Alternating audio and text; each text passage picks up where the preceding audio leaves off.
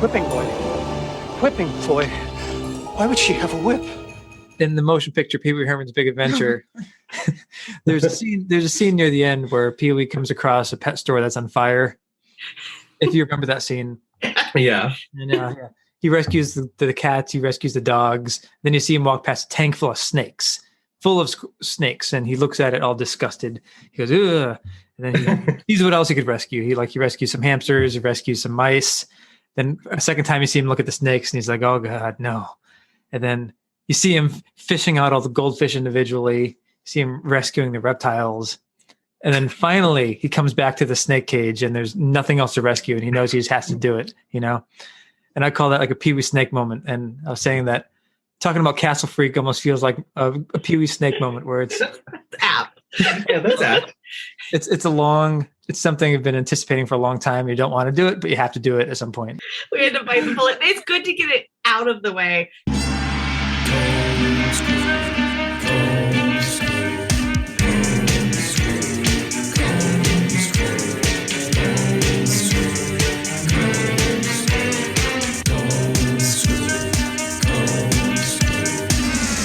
It's just hard to believe I've actually inherited a castle. Even saying the title, like Castle Freak, and like knowing who it's referring to feels wrong. There's so much that just feels so wrong about this movie, and there's conversations that I'm not exactly looking forward to talking about. Yeah, things have changed a lot since 1995. 1995. Yeah. One thing I found funny: the same people made Reanimator in 1985, but Reanimator feels like it has such higher filmic standards. Like it just looks better, the soundtrack is better, the special effects are better. This feels like it was filmed in like the 70s or the 60s or something. Like that's what I said. As soon as it started, it feels like a 70s, almost like grindhouse movie. Yeah, it really does. And like to think that it came out a year before The Frighteners, which felt so much more put together, you know, as a movie. Special effects. Well, I mean, the effects are good, but like, yeah, it's so haphazard as a movie. This is also in terms of Combs' roles, this is the opposite of The Frighteners. We couldn't have picked a bigger contrast. It's upsetting to like watch him do some of the stuff he does, and he does a great job, but it is such a deeply unlikable character for 99% of the movie. Yeah. Combs always plays very intelligent characters, and this is like probably, you know, he's not a dumbass in this role, but he's definitely doesn't have like the peak like intelligence that his characters usually have. So it's just kind of jarring to see him in this like strange role. Also, I guess one tie-in with The Frighteners is Dammers, I always said, was a tortured soul with a tortured past. Yeah. And I will say definitely that John Riley, his character in this film, also is a tortured soul with a tortured past. But I think the kind of unpleasant thing about watching this film is just watching a bunch of tortured souls get tortured more.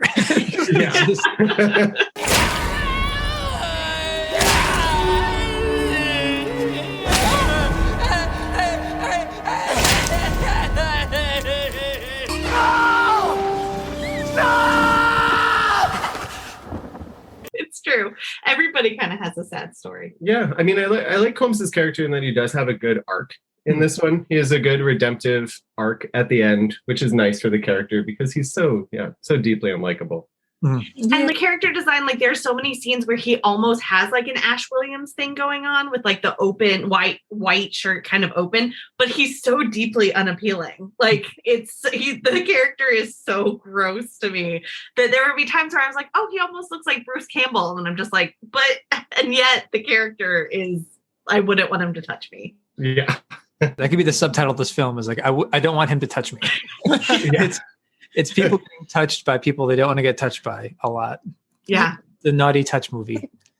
Yeah, just leave it up for the viewer to decide who he is. Because there's multiple he's in this movie you don't want to be touched by. Yeah. This is true. You mentioned before that everyone is a sad story.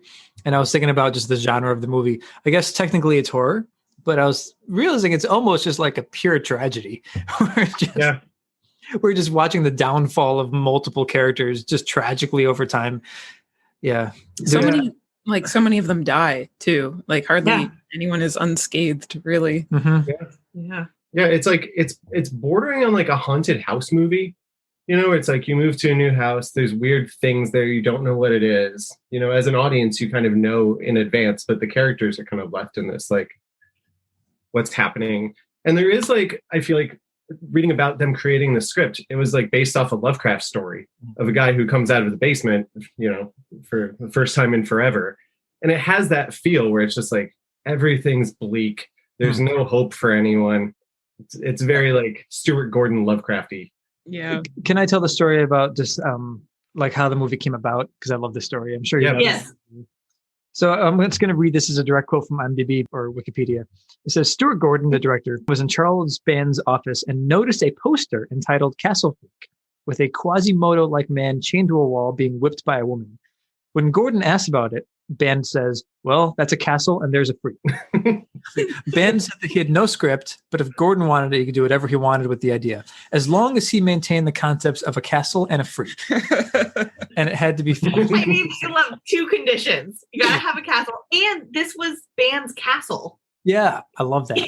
That's so great. Where he's like, well, and I know where you can shoot it. And they did Pit and the Pendulum there a few years earlier, but I just love that it's like, just go to my castle in Italy, get a freak, done. What else do you need? Get out of my office. It's crazy that he owned a freaking castle. The hell? Like, Well, was it his summer home, or like was that his main like residence? I feel like castle in this movie should be in quotation marks. It should be castle freak. Well, and I do think I think he and his wife showed up at the end of filming, like, you guys got to finish and get out. Like, we're here now, so you're done. And they kind of had to like rush through just getting it done. Yeah. Well, they mentioned numerous times in the movie that there's 150 rooms in this castle, and how could anyone possibly look through them all? Right. And we only see maybe 6 rooms. Yeah. We see like the dungeon, the kitchen, a bedroom, The hallway. the nursery, the roof. Yeah. So it doesn't really feel like this grand sprawling castle. Yeah. Even when they're on the rooftops, it's not like a giant rooftop. It kind of just, it could be just a corner of the house or castle, but it exactly express that it's huge. One of my minor complaints, and I wrote this down, is that there's never really a good establishing shot of the castle itself until around, I think I wrote down 37 minutes in. Yeah. Because they drive up to it and they say, oh, there it is. And you kind of see a close-up of one wall. They need a distance shot where you could just see the full castle with like a good musical moment where the music kind of pounds and you see the castle from the title. But it takes so long before you never really get a sense of what the castle, how big it is exactly, or how it's laid out. Yeah. And again, when you picture castle, you picture like a stone type of French Carcassonne type castle or Minas Tirith or something, It's a nice courtyard that comes into play later. Yeah. I was mentioning before, I'm reading Save the Cat, and a big part about that is how you sell a movie with a log line and a title. The log line being like a 1 or 2 sentence summary. But what I like about Castle Freak is they sold it with just the title, basically. They didn't even have the log line. Yeah. You could make a log line. It's like, a man inherits a castle and it's inhabited by a murderous freak. There's your log line. But all they had were just the words Castle Freak. Yeah. And that's all they needed. And I love that Charles Band was so smitten with this concept, this 2-word concept. He just had a poster up. He just wanted it to happen so badly, just based on those 2 words together. I mean, I respect that. You know what you're getting when you sign up for it. Mm-hmm. Yeah. That's true. It does deliver exactly what the title says. Yeah. And it's one of my favorite conceits. Like, sometimes we brainstorm possible script ideas. And when we brainstormed the other day was, I can't believe I inherited blank, and this one's castle. Yeah. Well, it's just hard to believe I've actually inherited a castle. It's like there's a lot of good stuff that comes from that conceit, Yeah. Except the castle has a freak in it. Yeah, unfortunately. Also inherited the free. I mean, My Castle Has a Freak could be a good title too. That is a good title. Yeah. One minor factoid, we watched the version on Shudder, and I think it's the R-rated version. I think it's actually slightly censored from this theatrical cut. Did you read about this at all? Oh no. No, but it did seem slightly different than the previous one we watched, which that wasn't on Shudder. That was maybe just YouTube. Was it on YouTube? I don't remember where I we can't watched it remember last where time. we watched it the previous time. But on IMDb, I saw like a factoid that like, oh, this is the 3rd movie or Barbara Crampton show is topless in a Charles Band movie or something like that. And then I was thinking back, I was like, I don't remember her getting fully topless. But And I so remember the first time we watched it. Oh, I actually noticed it this time because it's towards the end of the movie. She undoes her bra to lure the. I'm going to call him Giorgio. Giorgio, yeah. Because he does have a name. It's more He is a person. he is a human being. He is a human being, a terribly sad one. But she I remember the first version we watched. Yeah, she takes her breast out and to lure him over, and then stabs him. But this time I didn't notice that. Yeah. Well, and I think that there was maybe supposed to be more nudity, but I read that it was really cold, and I think she was like, "No, I don't want to do it." Also, the screenplay is a little dodgy. Was there a screenplay, or I kind of read stuff that they got together and just brainstormed ideas, and it does that's believable that it was just different scenes and different ideas that they kind of ended up shooting and putting together. I could see it because they wrote Reanimator and From Beyond together, so I feel like it may have just been two guys that work together a lot. And we're just it's a Castle Freak. We can kind of spin it. It's such a lowbrow concept, just the name Castle Freak, that, it does make sense that you could just brainstorm it on the go. But at the same time, they almost went very high concept with this movie, which is the interesting part. It's so close to having a rich thematic tapestry full of analogies and themes. They do a lot more with it than they need to. It goes way darker and deeper into kind of sad traumatic backstories that it doesn't really need it. When we were watching, I kind of like sometimes where it feels almost like a dark fairy tale, and that's where a big sweeping look at the castle could be neat. Some of them just feel the Becky parts start to feel it just feels like a fairy tale, but then it just it could be a vampire story and it would kind of make sense. But the idea that they're no, we are going to take every character and just make the saddest thing happen to them that we can think of. Yeah. Yeah, that poor family has been through so much. And to be fair, Combs, or John Riley, his character, isn't inherently evil. He's just made a lot of shitty mistakes that have just resulted in a lot of tragedy. Yeah. I mean, he is kind of just a dummy. He's just really bad at social cues and emotional attachment. And and when you find out more about his story and his connection to the castle and the freak, Giorgio, you start to wonder about his childhood too, where there's these big secrets between his parents that no one ever tells him about. Your father was never married to your mother. So you, Giovanni, are the bastard. And something pushed him to, whether he's prone to or whatever, he's an alcoholic who does a terrible thing to his own family. Yeah. It's just such a harsh life. Yeah. I feel like Combs does a really good job with it, though. Oh, of course. Combs did a perfect job. Yeah, he was infallible. I will say, it doesn't feel like a Combs role, though. It really doesn't, because he's actually a little restrained. Well, he's always restrained, but it's kind of just a middle of the road, tragic, ex-alcoholic guy who inherited a castle. I mean, I think you could call him a dirtbag. Does that feel fitting? He has a dirtbag energy that just kind of radiates. He's the dirtbag Duke. Yeah. Oh, and that's the funny thing too, because a Duke. I love seeing Combs be, villains reanimating the dead, murdering people as a manipulative diplomat. But being an alcoholic father who cheats on his wife, no way. Oh, man. It's a hard pill to swallow. Oh, in graphic scenes, too? Yeah. I feel like I was just Combs, no. I do think this movie was a really good chance for him and Barbara Crampton, though. There's the scenes where it's just them doing the marriage talk are really good. His spirit, his ghost, was here, Susan. Now, Agnesi says that this castle it's is your haunted. conscience, John. You are just in such serious denial. You don't even realize it. No. This is different. No, it's always the same. It's never your fault. They're both kind of acting at their best. Yeah. It's a nice, there's the horror stuff going on, but there is moments for them to really just kind of act and be people with marriage problems. And it comes off really well, I think. Although most of the marriage stuff is Barbara Crampton just saying really cutting things to John Riley. He's And then- terrible. Yeah, like she says really hurtful things to him. I wish I could go back. I wish it had been me.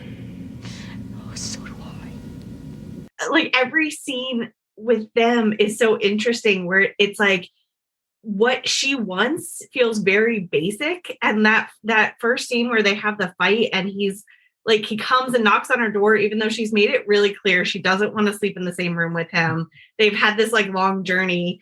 And it just immediately starts trying to seduce her. And she's like, no, I've taken my sleeping pill. Like, I don't want it. And then later when like they have a moment and she hugs him and it's just this hug, he immediately starts kissing her neck. And she's like, no, I don't want it. Like every time he has a chance to kind of like cross her physical boundaries, he does it. And it's just like her over and over again being like, please just stop and like, talk to me like a person. Stop it! You're acting like a child. Yeah. It's ugh. I feel like before we get too far, we should give like a super high level overview of the story. Yeah. Which is I don't know who to do it. Well, there's castle and there's a freak. There's a castle and there's a freak. Yeah. I do love that it's like they literally got a letter because Colm says like, I thought it was a scam. So the letter was just like, you've inherited a castle. You know, when I got your letter, Mr. Giannetti, I thought it was a scam.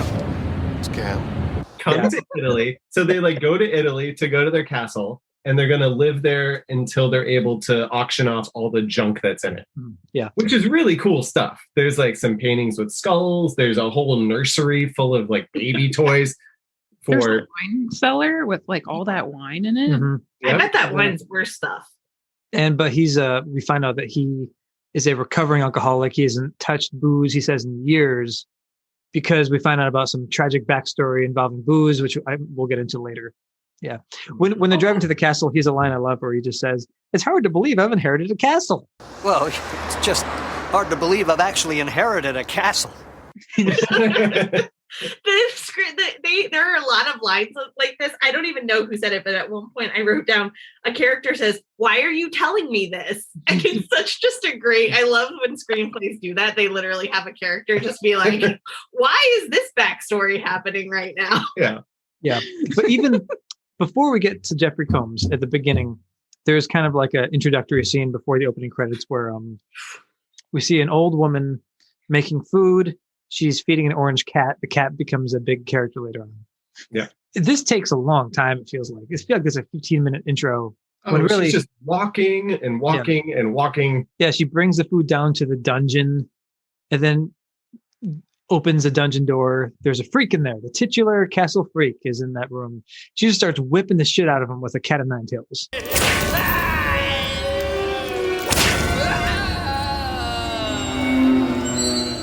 It's hard to watch because he's just like a poor. All you know is that he's just like a deformed, freakish guy who's chained up and is being whipped to shit by this old lady. Seemingly hasn't done anything. We find out has not done anything. Yeah. Yeah. And then she goes upstairs and she has a heart attack because she whipped him so hard that she had a heart attack and dies. Which is so great. What a cause of I love like cause of death is like I whipped my freak so hard that it just died of cardiac arrest from exertion from whipping the freak too hard. Serves her right. Yeah, it does. So this is also something that I think is so funny. The movie acts like the dungeon is both like the hardest thing for people to find because seemingly people after she died, someone came, got her body, the new family was notified, but nobody found the freak. Mm-hmm. But the blind daughter within like 15 minutes of being in the castle finds that area immediately. Yeah. So it's like, which one is it? Yeah. And he's like, he doesn't have proper bathroom. From what we see of his cell, he's chained to a wall. Mm-hmm. The dungeon would reek so bad. You would smell it from like everywhere else in the castle. He's been down there for 42 years. But you're right. So many characters come and go and just no one finds the freak for so long. Yeah. And even when they suspect that the freak is there, like just no one can find it. Sorry, that was very rude. I said it. He has a name. His name is Giorgio. His name is Giorgio. As we will find out. So again, to jump forwards. Now, I don't know where to go, but Jeffrey Combs arrives at, I never know whether to say Jeffrey Combs the character names, but Jeffrey Combs plays John Riley. He has a wife who is Susan Riley and a blind daughter named Becky Riley. So they're the Rileys. The Rileys. And now it's going to be Castle Riley. And when they arrive, they mentioned that he's inheriting the castle because it was his aunt's castle, I think. I'm trying to look through my notes. I still don't understand how John is related to a duchess. I hired an investigation agency, and we found you, Signor Riley. You are the son of the late Duchess' sister, the last of the Orsini line. Yeah. Yeah, the Yeah. late Duchess's sister was his mom. Mm-hmm. It's like, Yeah. And someone says, "Oh, Combs, like you're a duke," Daddy, I think he's saying that you're the Duke. Yes. which is awesome because I love Jeffrey Combs being a duke. Yes. Yeah. He deserves it. Yeah. Sir Jeffrey Combs being a duke. Yes. Yeah. And there's like a kind of a housekeeper, Italian housekeeper woman named Agnese, who is there.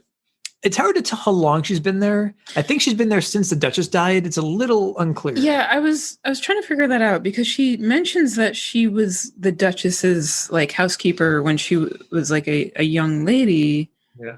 But did she stop working for them and then like start again? I think the Duchess dismissed all of the servants when she decided that Okay. she was going to turn her son into a castle freak. Yeah. No, But it does. She feels like you almost. I immediately thought that she was going to be like slightly evil, or like she was going to not want them to sell it or something. But no, she's seemingly very nice and Yeah. but has just worked there for like. And has it been a few months since? Like, what is the time frame from when the late Duchess died and they come? They don't really make it clear. I mean, enough that the person trapped in your dungeon could survive, Yeah. I guess. But like the housekeeper she kind of plays a harbinger role initially. They say the castle is haunted.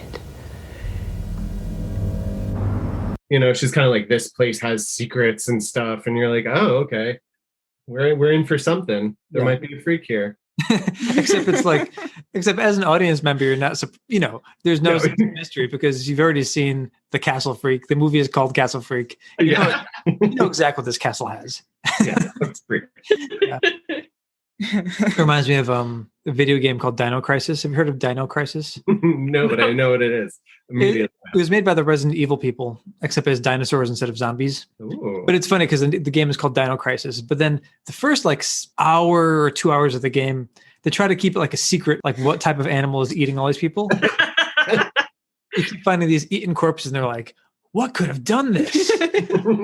It's a dino. Slight spoiler for the title, and we should say that there are going to be spoilers for Castle Freak. Oh probably yeah, in this. massive spoilers. And also maybe a trigger warning for some Oh, yeah. upsetting concepts and themes. Yeah, this is probably the most graphic of Combs' form, at least that we've watched so far. There's not much gore, but it's sexual violence and gross. Yeah. I wrote like the Castle Freak doesn't Castle Freak all that much, but when he does, it's really bad. Yeah. It just is the worst. Yeah. So, yeah. Jumping back into the plot, they arrive. You find out that John and his wife are having a rough patch because I think the first night they spend there. You mentioned this earlier, but he tries to kiss his wife and she's like pushing him away. He says, "It's been 9 months. I haven't touched a drop." Stop it! It's been 9 months. I know. I haven't touched a I drop. know you've been very good, and I know that I should try to forgive you, that I should want to forgive you, but I can't. Clearly, they're having a very, very rough patch, but you don't really know what happened until he goes to sleep, like right afterwards. And then there's a flashback where you see exactly what happened right away. There's a flashback of him driving a car. He's drunk. Maybe we should pull over until what's up. I told your mother that I would pick you up and I would have you home for dinner. We're already late. How you doing back there, JJ? I love drunk Jeffrey Combs, actually. Yeah, it was one It of the is really highlights of the great. movie. Yeah. As all his acting, he does a fantastic job. I feel like I don't know, it's a really hard gray area of acting. Yeah. Yeah, to not make it seem silly, and Right. it really he honestly does translate as incredibly inebriated and dangerous. And that scene actually it made me think of our last episode or 2 episodes ago with the Frighteners, where he's driving. Mhm. The kid JJ, who's in the back seat, drops something and is randomly looking for it. Drunk Jeffrey Combs is having an issue with it and ends up flipping the car, just like Michael J. Fox. Yep. Yeah, yeah. I would say actually that John Riley in this film feels kind of like Michael J. Fox's character in The Frighteners. Yeah. Mhm. Has like a sad energy, and there's tragedy in his past and regret. Yeah. Yeah, but to make a long story short, in this flashback, we found out that he was drunk and crashed. He flipped his car.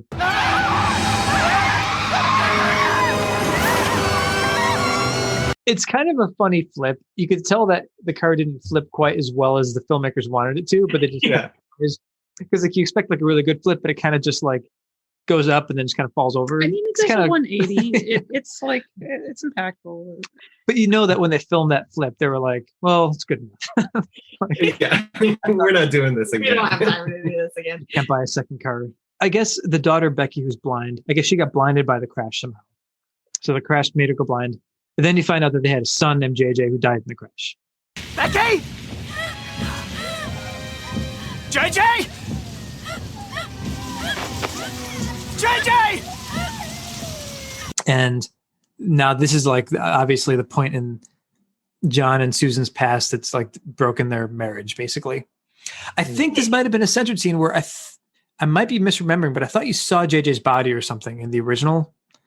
But Oh, that does sound vaguely familiar. Yeah. in the Shudder one where we watch, it's kind of a strange cut where like you see him just kind of walk off and look down where a body would be, and then he goes, "No," Yeah. but you don't actually see any body. It took me even a second where I was like, "Oh, was JJ like thrown from the car?" Like it took a second to even realize what was happening. Mhm. Well, and all of this puts the perspective of like that's the fact that he goes and tries to like kiss her and kind of start a physical relationship, and then is like, "I haven't had a drink for 9 months." It's been 9 months. I know. I haven't touched a I drop. know, you've been very good. No, it's been 9 months since you accidentally killed your child with her. Like Yeah. the fact that he's impatient, like, when do I get to sleep with you again? It's been 9 months. I haven't even drank anything. And it's like, you blinded one of our children and you killed the other. Like, I don't think you get to come and be. Yeah. The fact that she's still with you is kind of Yeah. surprising. It's funny because we mentioned this at the very beginning, but when you hear Castle Freak and then you hear like the story of how the movie is made, you just expect like a monster just killing everyone in the castle. It could have been such a simple horror film, but they Yeah. turned it into this tragic, sad tale with so much. I don't know. Well, that's like if it was just a vampire or something and the kills were just kind of like silly. But yeah, Giorgio is such a victim. We actually talked about it a little bit as like he almost reminds you kind of a Jason, like Mhm. Voorhees, because it's the same, like Giorgio was 5, and then he's just been turned into this by horrible abuse for pretty much his whole life. Mhm. And so you kind of do have this sense of like some empathy for him, or even as he's doing these horrible things, like but it's just still deeply sad. It's hard to find any enjoyment in that part of the storyline because it's just this cute kid who went through just unimaginable trauma. Yeah. So Combs like wakes up from his flashback dream and then starts wandering the castle looking for JJ. He's just like, JJ? I think he hears crying, and he might hear crying or something. Yeah. But yeah, he's wandering for his dead son, which like leads him into the catacombs, essentially, where he sees Giorgio's Mausoleum. like grave. where his little grave marker with a picture Mhm. there that looks just like JJ, says Combs. And that's when you actually get the housekeeper kind of explains what's happening, and you get the great Combs line where he's just like, "Why are you telling me this?" Yeah. Yeah, it's against nature, against God. Why are you telling me this? Yeah. Catacombs, combs. Oh, it's a sign. One problem with this film is that One problem. one problem with this film is that they really expect you to understand the familiar relationships which cause the whole film to happen. But it all happens in a few exposition dumps that are very hard to follow. And this is one of them. The husband of the Duchess, she married an American after the war. He abandoned her and his little boy. Soon after that, Giorgio was buried. Then the Duchess dismissed everybody. I had to make a little family tree to fully understand how everyone's related. Mhm. But Giorgio is the castle freak. Yeah. And the Duchess is the old lady you see at the very, very, very beginning, who's just whipping him, it turns out. Whipped herself to death. Yeah. But I mean, so part of this right now is like, this is a dream scenario for me. Like, after all this happens, that you've inherited this castle, you get to wander around through all these awesome rooms and like catalog all this cool shit that's now yours. Mhm. And so Combs like sets off. He's looking for booty, as he says numerous times. Yeah. And yeah, he takes the daughter and they go looking for treasure. If you were a duchess, where would you hide your jewelry? I don't know. And he finds the cat o' nine tails that the Duchess was whipping the freak with under a bed. There's a lot of one of the themes of the movie is just like, I don't know if it's a theme, but it's a recurring concept, is just how you treat your children. Yeah. For example, you shouldn't whip them until they become But there's like one of the paintings they pass, I noticed there's like a painting of some guy like eating his children, and like the camera zooms in on it and just like holds on it for 5 seconds. Yeah. Well, I think that's when they go in too. This is also Combs wants to take, I'm having trouble calling him John. John wants to take Becky, the daughter, with him. And we see that Barbara Crampton's, like Susan, is very protective of Becky, kind of with good cause. But Combs takes her with him and he walks into the bedroom and he goes like, oh my gosh. And Becky's like, what? What is it? And then he just doesn't describe anything. He just takes her and like puts her on the bed. And she keeps asking him, like, what are you seeing? And he'll just be like, shush, I'm looking at stuff. Daddy? Beck, just a second, please. I'm looking at a few things. But you're like, maybe don't like say be quiet, I'm looking at stuff to the daughter that you caused her blindness. Yeah. He's just not a great dad, is kind of the feeling you get. Oh yeah, for sure. I mean, he takes his damn time whenever she like asks what you're looking at. So rude. Well, there's one line I like here where they walk into this nursery. I think it's a nursery. I don't remember, but they walk into some room with a bed and furniture. And he goes, oh, it looks like somebody lived in this room. Oh, it looks like somebody lived in this room. It's just kind of a funny thing to say when you're walking around like a residential house. Yeah. Where people have definitely lived. Yeah. So he's looking at pictures. He sees some picture that's torn in half. While he's doing this, the daughter finds the cat and follows the cat all the way into the dungeon, right? That's what happened. Yeah, so seemingly the cat's been abandoned for weeks, months possibly. And then the cat just shows up to find her. Well, that's the daughter who is blind also seems to be the one who notices everything, and who she honestly always kind of knows what's going on. She knows immediately that there's someone else living there. But so it is really funny that even finding the cat seemingly has been around the grounds, and when she asked the housekeeper's like, I don't know a cat, but like she finds it and finds the dungeon. And kind of, she seems to know that someone's maybe in there. Once again, the smell would give away the dungeon way before she gets there. Yeah, the cat runs into the dungeon cell where the freak is. Oh, sorry, where Giorgio is. And she's calling after it. Oh, kitty, where'd you go, kitty? Not realizing that the freak is like right there, and the freak is, sorry, Giorgio. And then I keep correcting myself. Come here, kitty.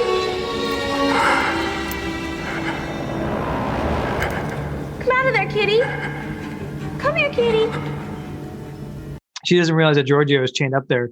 Giorgio is watching Becky. You know, he comes. Yeah. And then I was talking about before, I was reading Save the Cat, the screenplay. And this is the opposite of what Giorgio does, because Becky walks away and then Giorgio kind of yanks the cat through. There's a cat door shaped and sized door in the dungeon room. And Giorgio kind of yanks the cat through there. And you don't see it, but, you know, you hear crunching sounds. Yeah. Yeah. You do see the cat yanked back, and the cat actor does not seem to enjoy that. I mean, I didn't like that scene. It's pretty brutal. I hope that cat got snacks and good pets afterwards. Yeah. The cat dead, details later. Mm-hmm. Yeah. Well, what's that a reference to? Reanimator, man. Oh, that's right. Oh, you know, I think I watched the trailer on YouTube and they included the shot of the cat being pulled back. Oh. And the cat resists a little bit, the cat holds. And then one of the comments is funny. Some guy from YouTube said, so the monster is barely stronger than a cat. Which is a good point, because like he just barely gets the cat through the door. Well, it's a perfect segue to him. Like, this is kind of the first bit of gore we get, aside from him being beaten. And it's a pretty good piece of gore. Like, he bites through his thumb and then breaks and rips his thumb off so that he can almost degloves a little bit of his hand. Yeah, so he can get his hand out of the manacle it's in.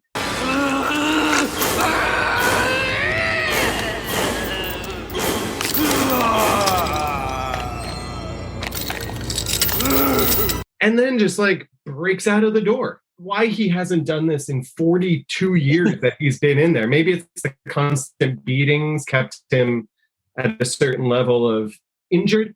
But it's one of those things like, why have you been trapped for so long? But yeah, that's our first bit of real gore. Well, I think his entire life he's only seen the Duchess. That's the idea. Is like he's only seen the Duchess. And now he's seen Becky. And he's horny. Oh no.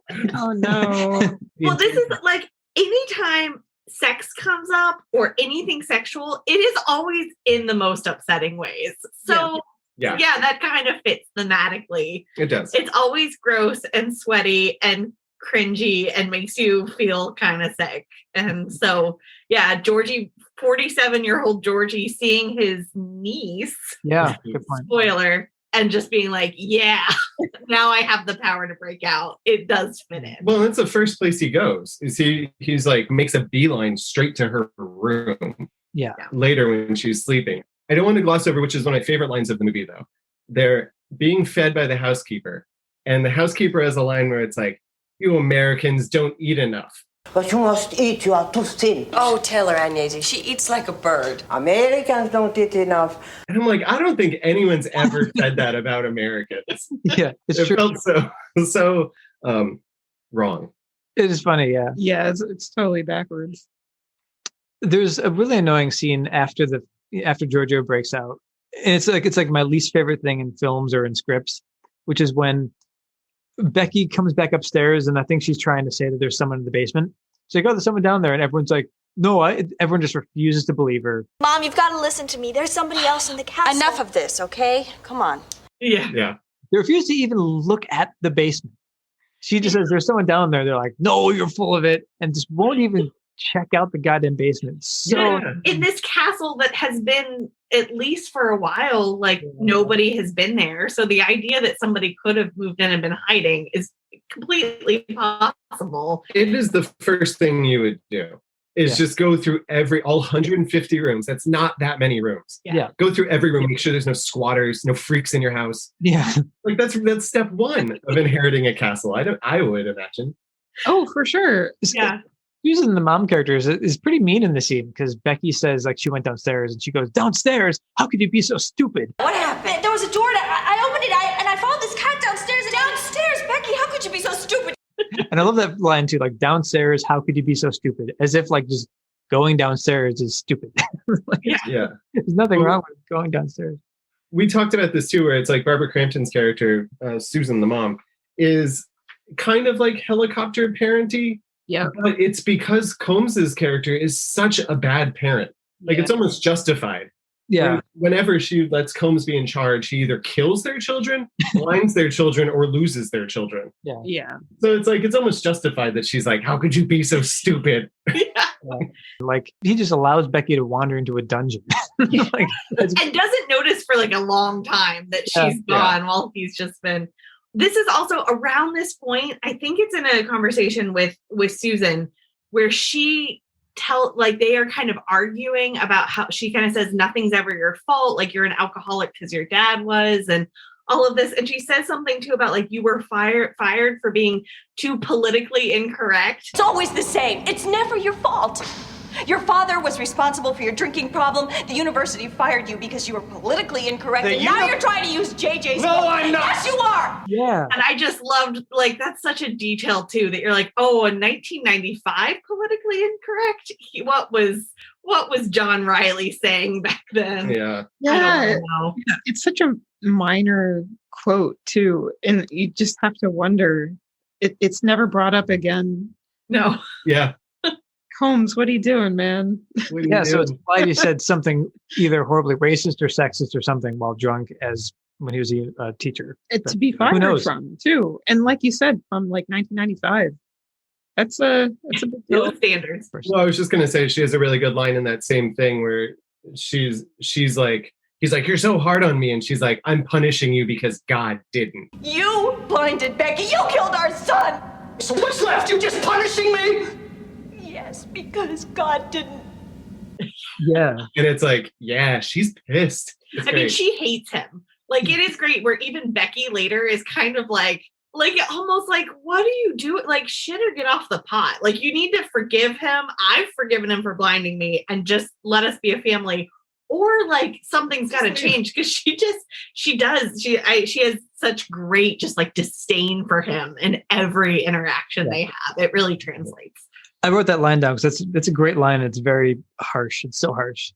Yeah. Like I'm punishing you. Yes, because God didn't. He let you get away without a scratch.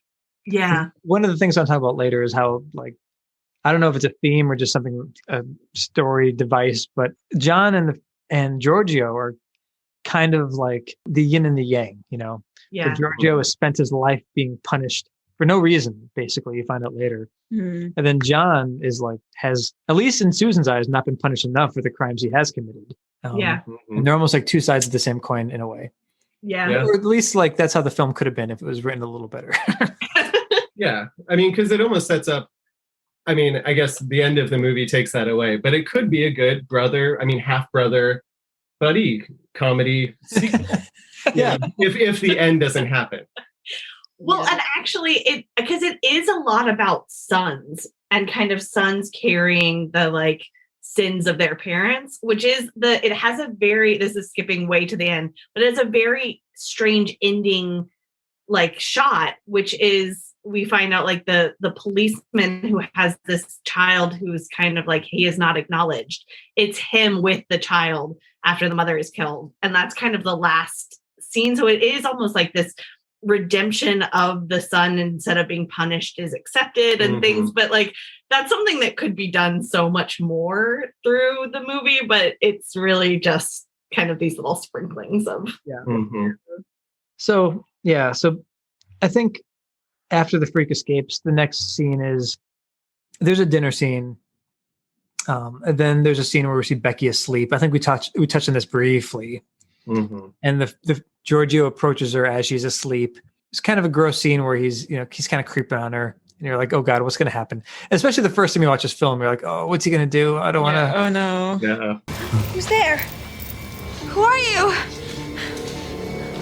Because we should say too, Giorgio is pretty gross. Like his lips are gone, and you can see like his like bloody gums, and makes a lot of moaning sounds that are not fun to listen to at all. Well, and we mentioned Jason Voorhees earlier. Yeah. He does have this kind of like one eye exposed, like sackhead Jason kind of vibe in these parts. Oh, where he puts like when he steals a sheet and he kind of like hides himself, but he has like only one eye. And yeah, he's very kind of like pale and bony and walks kind of in a I really like the way he moves. I think the actor who plays Giorgio does a really good job. Like his movements are kind of jerky, but also flowing. Mm-hmm.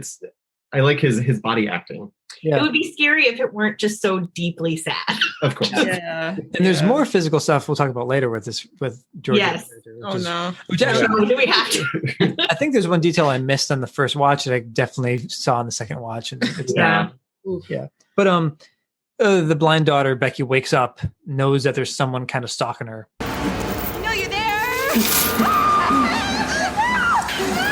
And I keep saying the freak. Giorgio runs away. I think John runs in because Becky's screaming, and she says that there's someone there. So then John kind of explores the house looking for Giorgio. For some reason, he's pretty certain that actually someone is in the house because he calls the cops. Mm-hmm. You get a great character. I love the cop guy. Well, it's because Becky thought she saw the freak. But the frustrating thing is she said earlier that she saw the freak in the basement. They didn't give a shit, and no one believed her. Yeah, he does. Well, the mirror is broken, and is that in this part? And he hears the chains.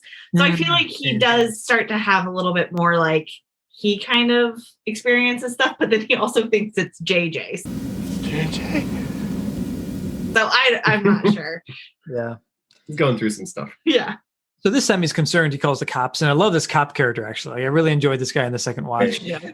It just is like this Italian cop. He's kind of like a brutish cop, but also surprisingly intelligent and insightful. And again, he also says really cutting remarks that kind of cut to the bone.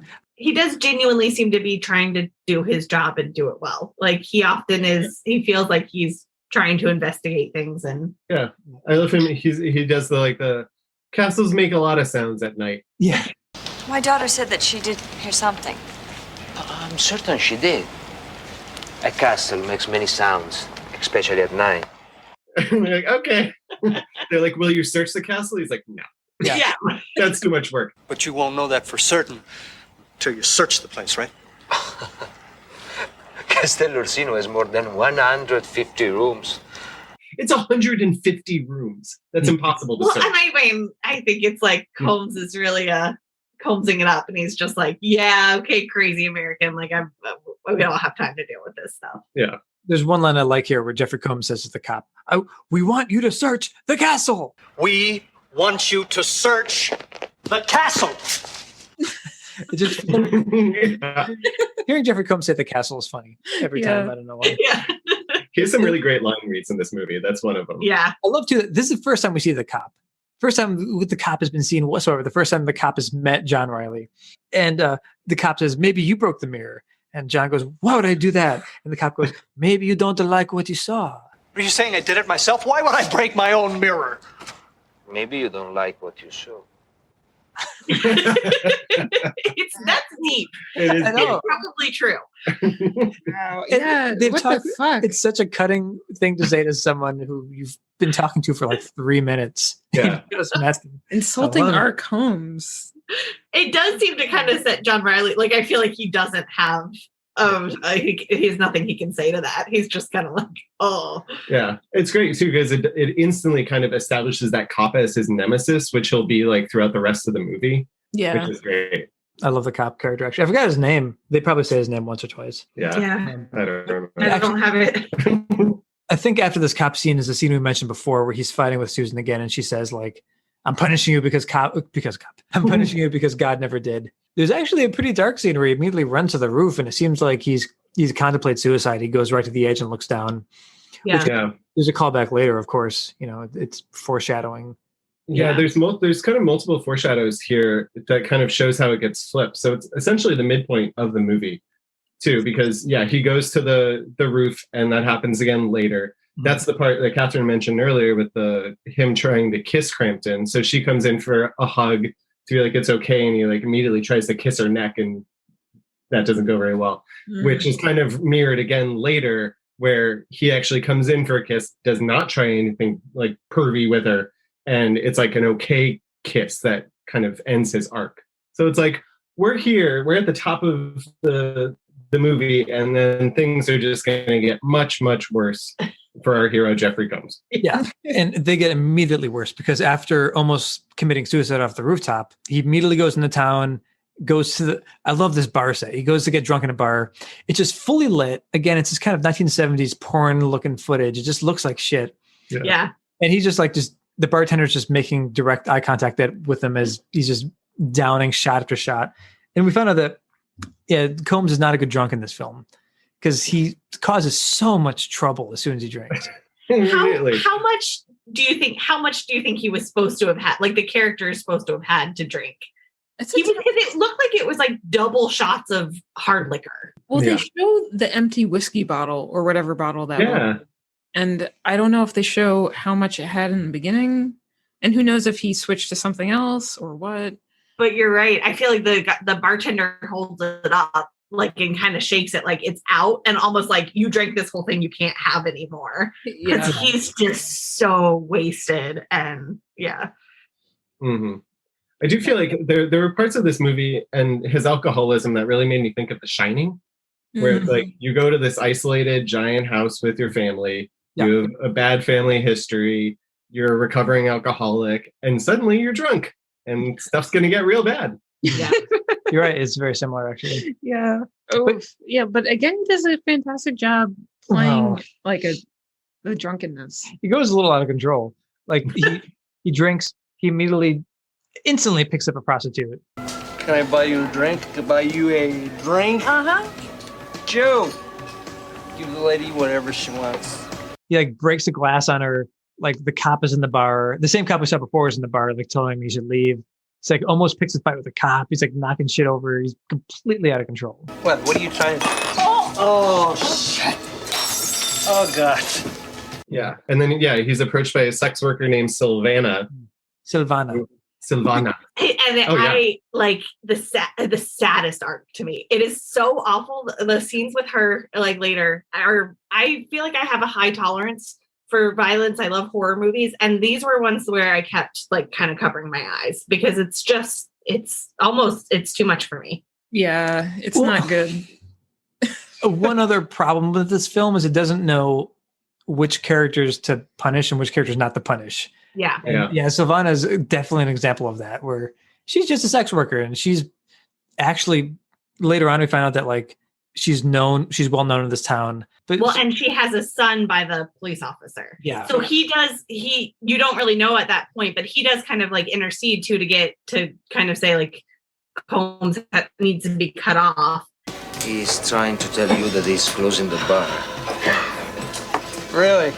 But it also feels like he's maybe trying to kind of dissuade her from leaving with John Riley. And she kind of like brushes him off because she's at work. She's working. The only reason she is hanging out with John Riley is because this is her job.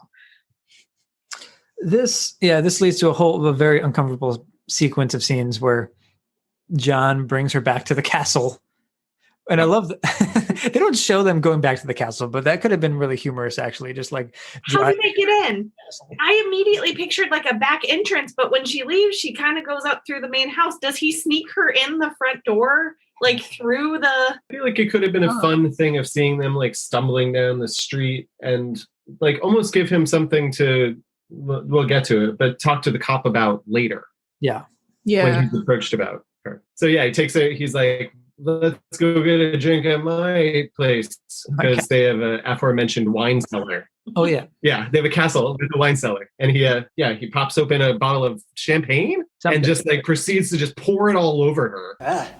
Ma che cazzo fai? Qualche vestito! Quiet. Sound travels in this place. Yeah. She does not like. No, who would? Because who would? Yeah, it's so awkward and weird. I almost wonder if that wasn't planned or what. I don't know. It's very strange. Yeah.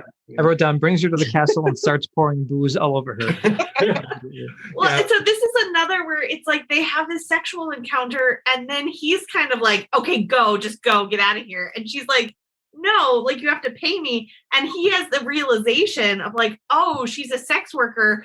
She didn't just come home with me because I'm so attractive and appealing right now. Like barely, like he seems like he's 2 seconds away from like peeing himself. And like, he's like, oh, of course. And you're like, Per questa prestazione sono 100.000. What? What? 100.000. Oh. Of course. Of course.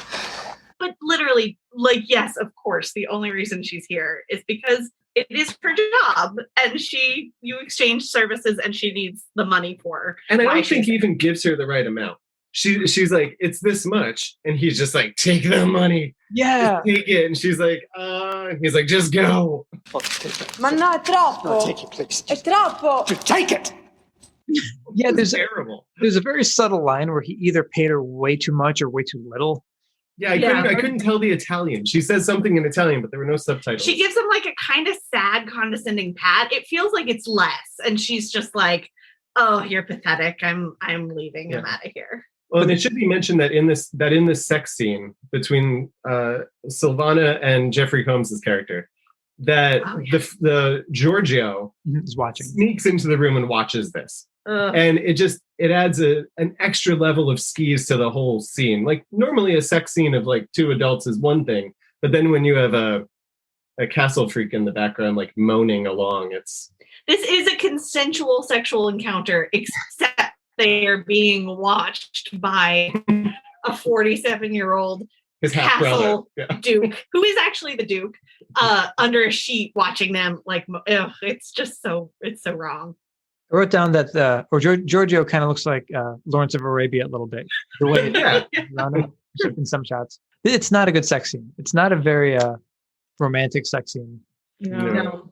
But it's important to note the details because Giorgio mimics him exactly later on. And that's kind of like, again, going back to the theme that Giorgio and John are almost the same character. In a way, they're mirror universe versions of each other. Yeah. Yeah, but John like rips her shirt open, like eats her out for like 1 second, and then has sex with her against a wall for like another 1 second. Yeah. I think in Italian she says it's really fast, but it's really yeah, he kisses on one of her breasts too, which does come into play later. Yeah. So she, he pays her. She walks away. She's trying to leave. I think she's kind of lost in the castle because it's 150 goddamn rooms. She's trying to get. But she goes through the exact 6 rooms we've seen. She's like in that nursery again for some reason. It's almost as if the castle doesn't actually have 150 rooms. The castle in which they filmed doesn't actually have that many rooms. Oh yeah, and I thought this was a cost-saving measure on my first watch, but now I'm not sure. But all of the furniture is covered in white sheets in this castle, and I thought it was just a cost-saving measure, so they could just use any old furniture and toss a sheet over it, and it works. Yeah, that kind of plays into the script too, because like one of those sheets is what Giorgio is using as a disguise. He takes one of the sheets. Then I think he actually he's hiding in that way too, because he looks like a piece of furniture. That is one of my favorite, where Combs is chasing him and comes into a room where all of the furniture is, and then kind of goes on, and then like the chair looking thing just stands up, and it's Giorgio. Like it was just crouched down, mimicking a chair. Yeah, it's a pretty good It has a very slashery feel. Mm-hmm. This part. Yeah, what a clever little Giorgio freak. Yeah. Yeah. He's really smart for being locked in a dungeon for 4 decades. Mm-hmm. Yeah. Giorgio captures Silvana just by tossing the sheet over. It's a little anticlimactic. The next scene actually is the cop. The cop returns to the castle because he knows that Silvana went to the castle with Jeffrey Combs. We need your help to find Silvana Lucci. Who? She didn't come home last night. Well, I don't know anything about this. The last time anyone saw her, she was going into the castle with you. This is when Susan kind of learns about the woman he brought back. There's kind of a sad line too where Susan says, like, you brought a woman here? And Jeffrey Combs goes, I was lonely. You brought a woman here? I was lonely. It's really sad. It's really pathetic. Also, so Combs is kind of like, oh, you didn't want to search before when I asked you to search, and now you want to search when I don't want you to search, and sends him away. But if he let him search, Silvana is still alive. They would have found her. Yeah. It's so sad. Well, and he handles this so poorly. I mean, I feel like with the cop, if he was just like, I was way too drunk. She walked me back here. I will come down to the station and answer all your questions there. But instead, he gets into this with the cop in front of Barbara Crampton, and it sets everything in motion of what's really bad and this going to happen to him. Yeah. And this is the beginning of kind of villainous Jeffrey Combs in this film too, because at this point, he's been told that Silvana's missing. He doesn't give a shit. He just doesn't want to get into trouble. And he's just trying to evade all responsibility for this. And for all he knows, she could be dead in the castle, but he doesn't really care. He's just trying to get the cop off his back. Yeah. And I think it's kind of a problem with the script actually, where at this point you're like, ooh, this guy really sucks. He actually sucks more than I thought he did. Yeah. But I don't know. Yeah, I feel like it's almost like his journey of, hitting rock bottom, but where it compromises everything about its personality. Yeah. Yeah. Yeah. Because it makes things just so much worse with his wife and family too. Yeah. Yeah. And this is followed up by the really gross scene that I think we were talking about, where then we cut back to the dungeon. We see that Silvana's been tied up by Giorgio. And he basically kills her through a series of horrible sexual acts that mimic exactly what Jeffrey Combs did to her. Rips open her shirt, bites her nipple off. It's very violent. He's just very animalistic, and it's really awful. It's not clear if he understands what he's doing. if he's really trying to mimic or if it's just this like bloodlust kind of. It's weird. It's so sad and it's so upsetting. And upon the second watch of this movie, I was like, oh, I actually enjoy this movie. Like I like the drama stuff. I hate this scene so much that it's like it's almost impossible to recommend this movie to people. Yeah. Because I feel like you get to that and you're like the movie doesn't understand, like you were saying earlier, like who needs to be punished. Yeah. And it's just this gratuitous sexual violence that is like very upsetting. It's very, as opposed to Reanimator or From Beyond, where there's this really fantastical element to things and things are not silly, but when the violence escalates, it's often kind of in strange, like unexpected, kind of supernatural ways. And here it's so gritty and real, and her pain and fear feel really real. And it's just upsetting. Like there's not much, they play it almost just way too straight.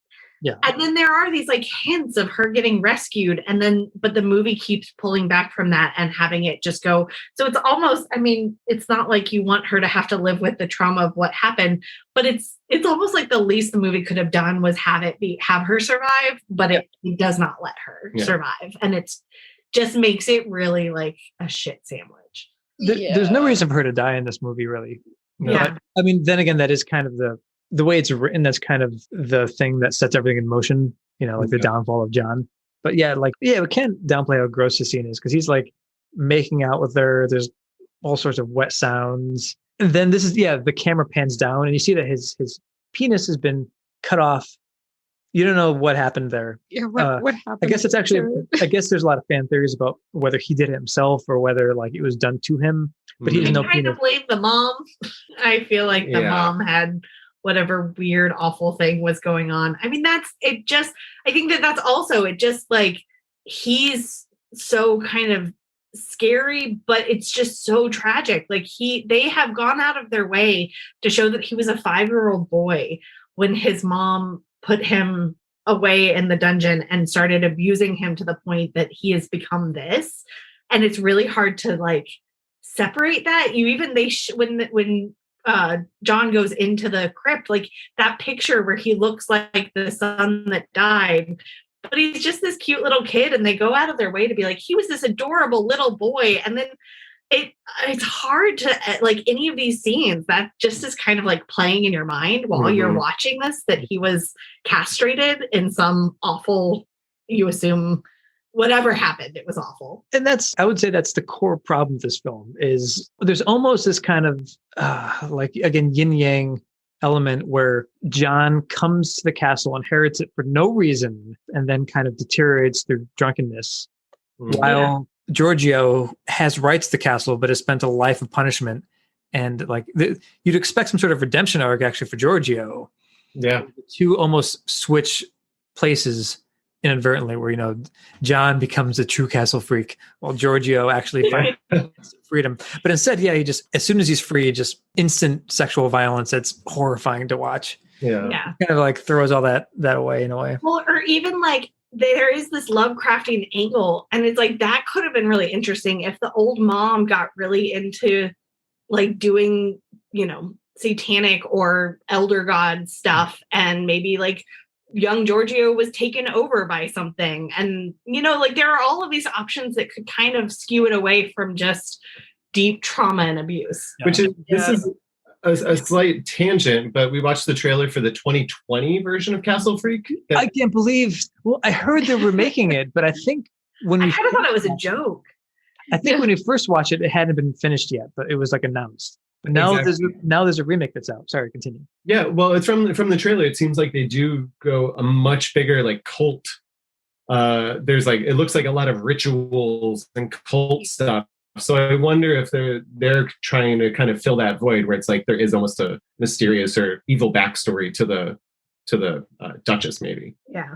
Well, I also heard in that movie there's multiple freaks, or there's multiple monsters, because Castle Freaks. Well, the synopsis is like it says there's like a series of monsters. So Interesting. Well, Yeah. But this is not a movie you should remake.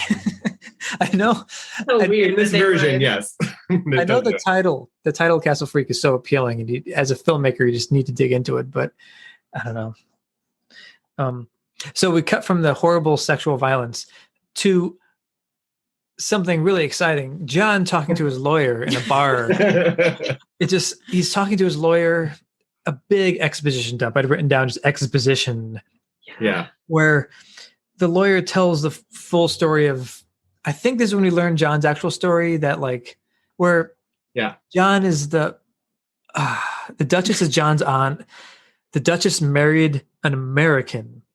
The American had a child with the Duchess. That's Giorgio. Yeah. Yep. Then the American, who's, John's father, took the Duchess's younger sister, or like got with the Duchess's younger sister. Yeah. Ran away. Fled back to America. Yeah. Had John. I guess they never actually got married due to some legal thing. So John is a bastard, you find out. It doesn't really matter. I love how the guy delivers that. He's like, you're the bastard. Your father was never married to your mother. So you, Giovanni, are the bastard. So that does mean that Giorgio is the actual Duke. Yeah. Like, is legally the Duke. And I guess it makes them half brothers, right? Because they have the same. Mm-hmm. They're half brothers, first cousins. Yeah, half brothers, first cousins. Yeah. And then there's a great part where like he's telling John this whole backstory. Then the phone rings. The the lawyer picks up the phone and talks for a minute. And then he goes, oh. Then he hangs up. He goes, oh, they found Silvana's purse. Now you will be arrested. That was my sister calling from the castle. She has found Silvana Lucci's, handbag. She must have left it. That's not something woman leaves. I'm afraid now they're going to arrest you. What?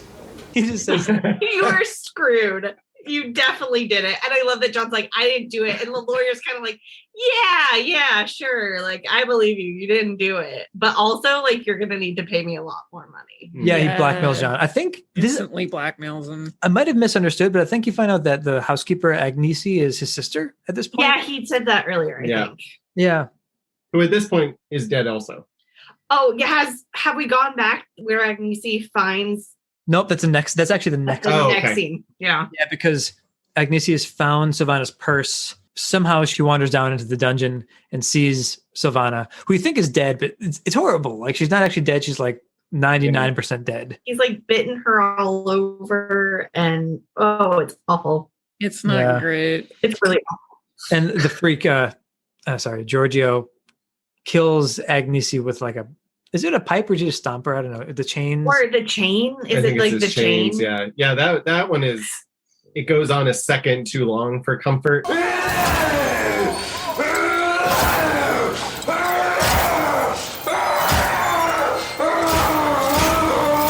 Yeah. Maybe more than a second too long for comfort. Yeah, it's really like extended. There's a lot of rage behind it. It all happens off screen though. And that's the strange thing about this film is it's so restrained sometimes, but then other times it shows you everything. Yeah. That's really true. You see her hit the ground and then you see him whipping her, but you don't see her. You just see him kind of whipping down like past the camera. So you don't really see anything, but it's still not fun. Yeah. And I think for some reason at this point too, Susan and John are fighting again. And I love this. Oh, this is really funny. Susan says to John, they're arguing about their past, and she says, oh, you made yourself into a whipping boy. You made yourself into a whipping boy, John. Don't blame me. Oh. Whipping boy. Whipping boy. Which again is that ties into the theme again, because she says you made yourself into a whipping boy, whereas Giorgio, the other side of the coin, was made into a whipping boy against his will. Yeah, it's that she's taking her. Yeah. At this point, it's that Susan and Becky are out. They're going back to, of course, again, catching the train to Rome. Yeah, she does a nice, like, the whipping boy, and that triggers something in Combs's mind. Whipping boy. Whipping boy. Why would she have a whip? Susan! I think I know what happened. What's happening? And he just says, whipping boy. Whipping boy. It's just such a leap of logic.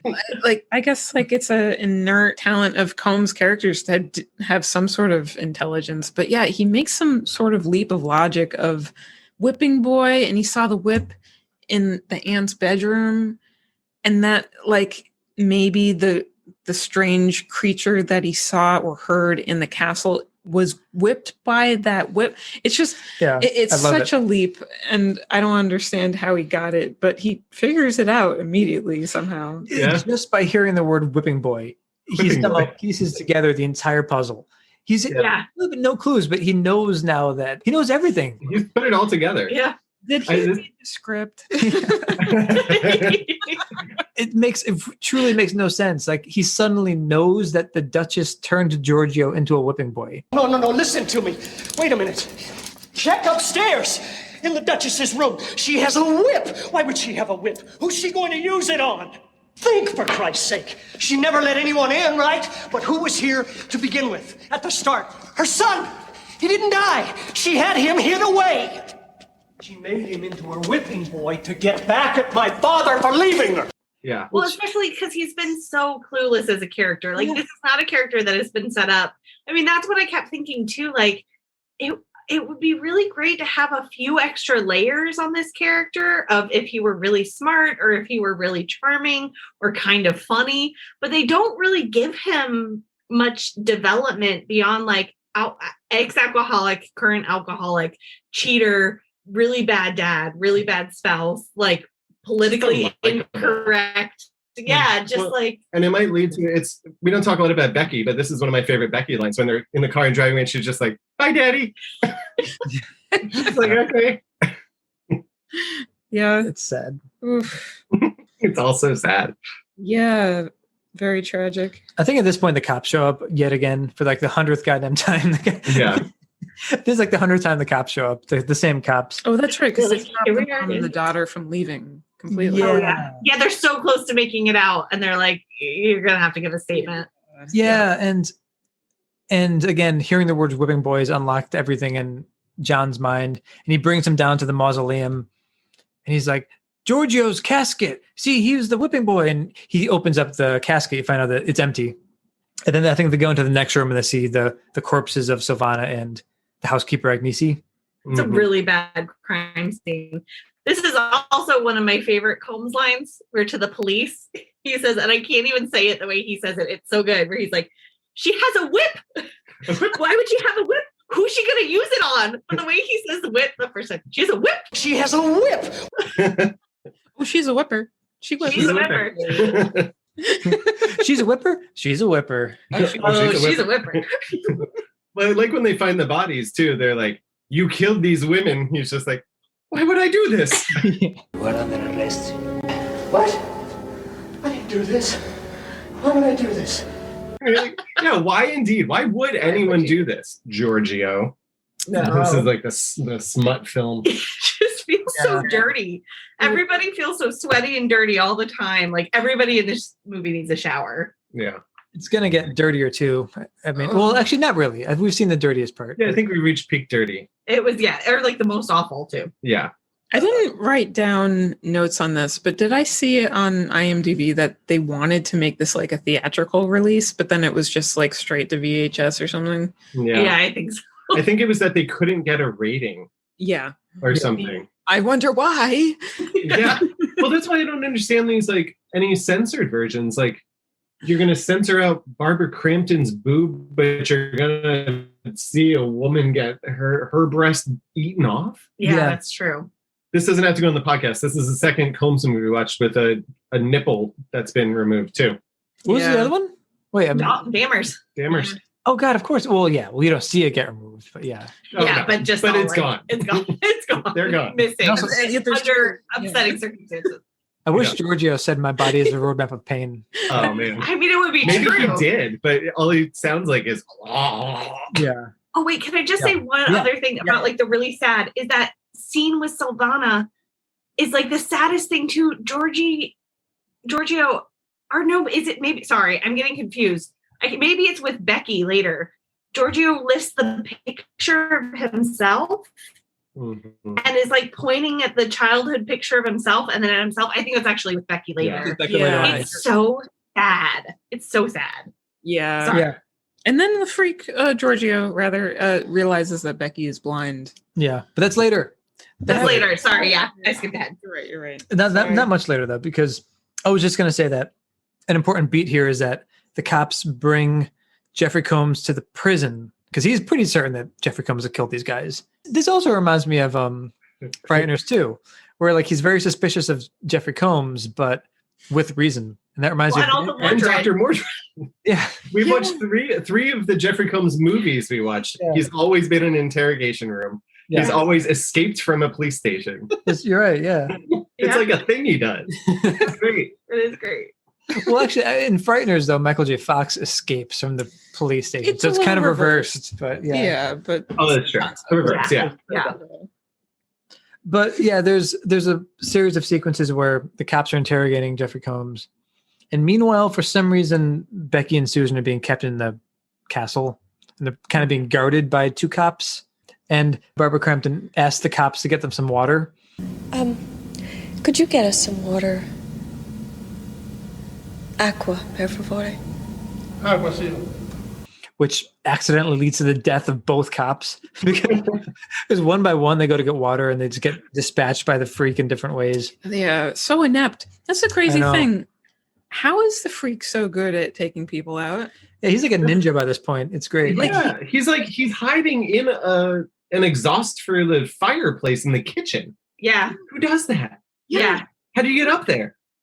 And like, how did he know how to do that to like lay in wait for people? That's a really good point because it's like he is really good at it in a way that doesn't make like it would be interesting if there was a backstory, but he hasn't even seemed to have seen other people than his abusive mother, and is just right into like serial killer mode. But I mean, it's another Jason thing.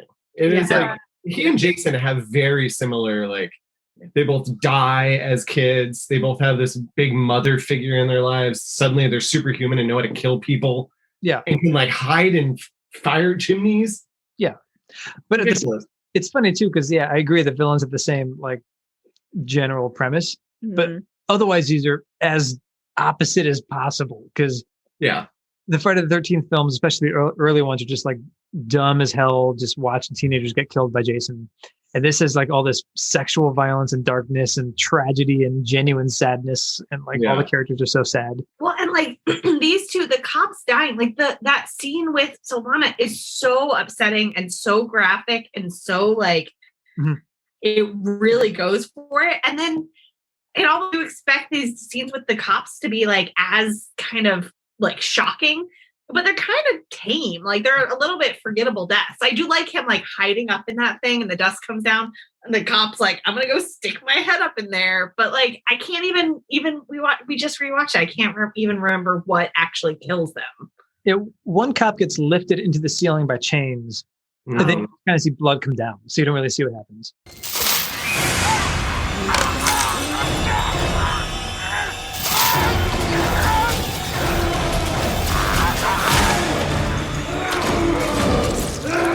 Yeah. Then the other cop, you see Giorgio just coming from behind him and he kind of bites his face once. It's kind of like a zombie bite. Then it cuts away immediately. So that's it. Yeah. And then he knocks out Barbara Crampton. He reaches around and kind of smacks her head against the wall and she goes unconscious. Well, and it's another example of like Becky is talking to Susan and Susan wanders off to go see what the like what's happening with the water, but literally just leaves where Becky is still like, she's like telling her hopes and dreams. Like in the dark. Of dating a boy someday. And her mom's just like immediately like knocked out. She mentioned something like getting water for her pills. I think like Becky's pills. And I'm like, are they like anti-blindness pill? What are they? They seem to almost be like migraine pills. Maybe. Yeah, there's. I thought the mom was taking sleeping pills, but for the daughter, I don't know. Yeah, you're right. Kind of a sad scene where Becky's just like, I just want you and Dad to love each other again. For some reason, at this point, even despite all that's happened, they're just talking about like, oh, like I don't want to go to prom and I don't want to have a normal boyfriend. I don't want things to be normal. She said, I love this line. She says, I don't care about stuff being normal again. Normal sucks. Mom, are you listening to me? Yes, sweetie, I'm listening. I don't care that things won't be normal again. Normal sucks. Becky. No, really. And I don't have to worry about all that stupid stuff like cars and prom and stuff. That's a great line. It feels like such a 90s thing. Yeah. Like, 90s teen, like, angst. Becky is ever the optimist. She is the most positive character in this film by a long shot. Great. Yep. Yeah. So that's when Giorgio knocks out Barbara Crampton, Susan, by knocking her head against the wall. Yeah. And then we get another gross scene where just Becky, for some reason, is getting changed. She's like getting undressed. I was horrified that we're going to get like full frontal, but thank God they stop before it gets to that point. Yeah. Yeah. Like, but she's about to take off her bra. I'm like, don't, like, please stop. Please don't show this. But then, Giorgio shows up. It's kind of disturbing that they use like this scene as the cover art. Like the poster art is her like in a bra. Like, I don't know. Yeah, the poster sexualizes Becky in a big way. I guess, if you've seen the poster, you don't know that she's supposed to be like the blind daughter, but yeah. The movie is like, no, you don't. Yeah, let her be. Don't do that. And that's like the stuff with the freak, with Giorgio, is it's impossible to not connect it. Like so this is the scene where he holds up a childhood picture, but this is also her 47-year-old uncle who is touching and grabbing her. Like it's just it's impossible where you're like, you feel bad for him, but then you really feel bad for her. She's being kind of accosted by a family member who has had other stuff happen to him, but that does not make it okay what he's doing. And yeah, it's just like the movie just never lets you forget how upsetting everything is. It's just like, hey, remember that he was this cute 5-year-old kid and now he's this, and this is his niece, and everything's awful. You're like, yay. Yeah. It's too dark. I think he just picks up Becky and just drags her down to the dungeon. Yeah, he just kidnaps her. But then we come back to the police station, and I love this because there's an interrogation, and the cop the way they interrogate Jeffrey Combs, the cop just keeps asking again and again. It's like, why did you kill Savannah? I want to know about last night. Why did you kill Savannah? Never changes it up. He's just like, why'd you kill her? But then there's a gross line. Jeffrey Combs says, I didn't kill her. I fucked her, okay? Now, tell me again, why did you kill Savannah? I didn't kill her. I fucked her, okay? It's really gross. And I think it's the first time I've heard Jeffrey Combs say the F word in a gross way, at least. I don't know if he's... Does he say... He must I mean, he doesn't say say it as Wayne. Doesn't say it as Wayne. I mean, he doesn't say it as Mordred. Mordred would never. Oh, well, that's like, and again, just John Riley's character, like, does the worst for himself. He cannot read a room. He cannot, like, regulate his own emotions when faced with stuff. We're just like, why would you say that to this cop? It is nice, though. I do kind of like the thing of the sex worker not just being, like, so nobody cares. Like, I do like that he really cares what has happened to her, even though it's still through the filter of like he has had a child with her. But that there are people who are looking for her who care if something has happened to her. Like, that is at least kind of nice, but does not redeem really her story. Yeah. Because this is what makes the cop snap. When Jeffrey Combs says that, the cop like jumps over the table and I think like knocks out Jeffrey Combs. He like clubs him in the face. Yeah. Then Jeffrey Combs picks up the nightstick, and then when the cop comes back in, he knocks out the cop with the nightstick, and then he escapes.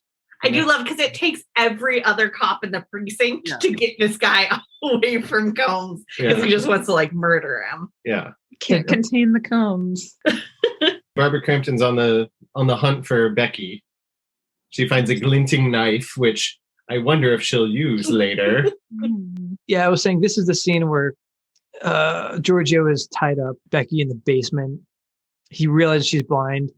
There's a moment where you think he's gonna become sympathetic for her. You're like, oh, he sees that she also is a freak in her own way, and he's gonna let her go. But instead, he just like still just is like kissing her neck and her like starts trying to undress her. Yeah. So there's a fraction of a second where you think he's gonna get a redemption. Yeah. And it's the opposite. And he's making the grossest sounds here too. I wrote this down.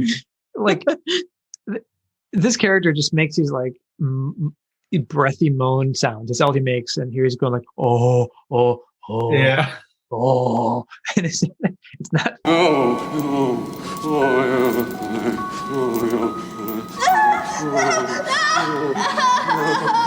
not fun to watch or to listen to. It's just really not. Every sense is being violated by the film. Yeah, and it seems like such a great scene where, like you were saying before, he shows Becky the photo of himself as a 5-year-old boy, and is like, "It's me." He like grunts out, like pointing to himself, and realizes that she can't see, and you're like, "Oh, this is that connection between them," and it's not. No, yeah. No, like you think it might be a family connection that he's maybe kind of figured out what's going on, or that this could be a, like a Goonies, like this could be Sloth, like being adopted into a new family. But no, it is just weirdly violent and sexual. He's like, he's kissing your neck, but it like from before, I kept being so worried he was gonna like bite her neck. Yeah. It's just really uncomfortable. Yeah. Yep. Barbara Crampton saves, I keep saying Barbara Crampton. Susan saves Becky by showing up in the basement, where Becky's being held, and she kind of offers herself to the freak. She's like, have me instead. And she opens her shirt. Let her go! Take me. No, Mom, no! Come on. Take me. And it works because Giorgio immediately just gives up on Becky. It's his weakness. Yeah. I love Barbara Crampton in these scenes. Like she is, it does like kind of switch into it feels kind of slashery, or she feels like she's stepping into the hero role where she's like got this plan and it's all just to like save her daughter, and it's great. She's great. Yeah. She lures him over and then stabs him, and then they're on the run.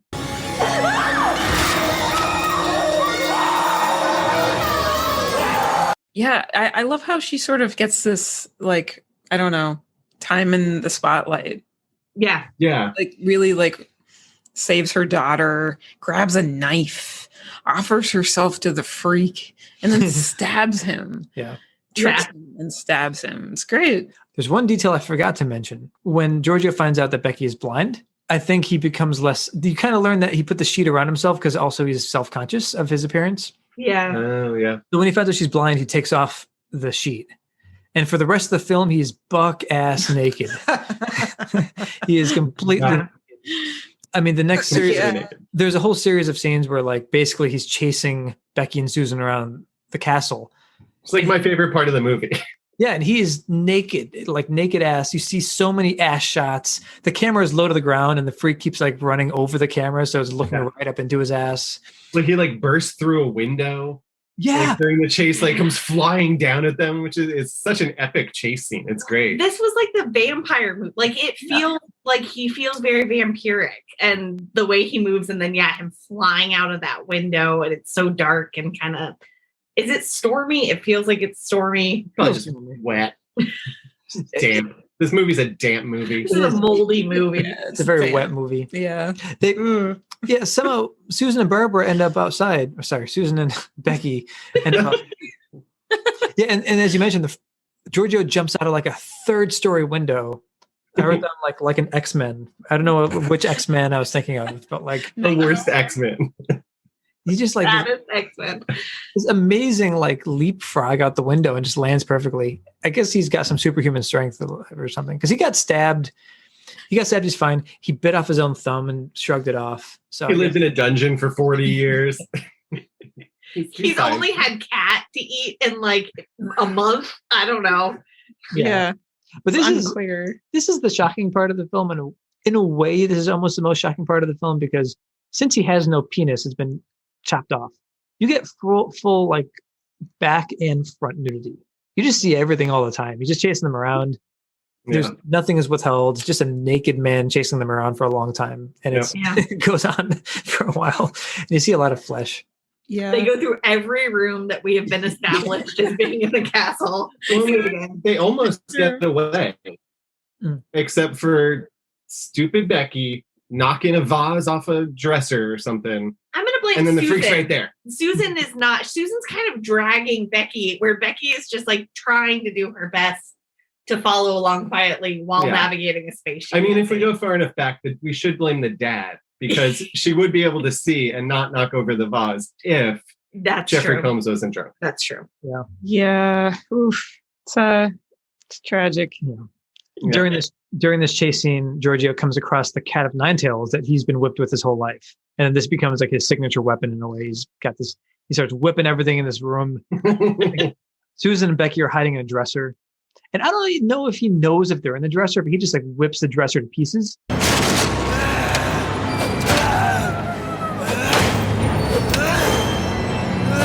It's his turn to whip stuff, I guess. The whipping boy. He's the whipping boy. He is the whipping boy. The whipping duke. Whipping boy. whipping, Floyd. I think they end up on the rooftop, and then this is when John finally shows up again, and we have the big final battle. Giorgio! Hunchback of Notre Dame style battle on the rooftop, right? Yeah. Yeah. Well, this is the frustrating bit. Combs knocks him out. They're on the roof. Giorgio is like knocked out on his back. And then John immediately just runs back to his family. Yeah. Not worrying if Giorgio is truly knocked out or what. Just as soon as he hits the ground, he just runs away. Just push him off the roof. Tie him up, something. And then Giorgio just immediately comes back. I love this. They just reset the whole fight halfway through. I love it. They fight for 5, as Jackie just said, they fight for 5 minutes. John just goes back. Giorgio just comes back, and they just start the fight again. It's like from the same starting position. It's like, oh.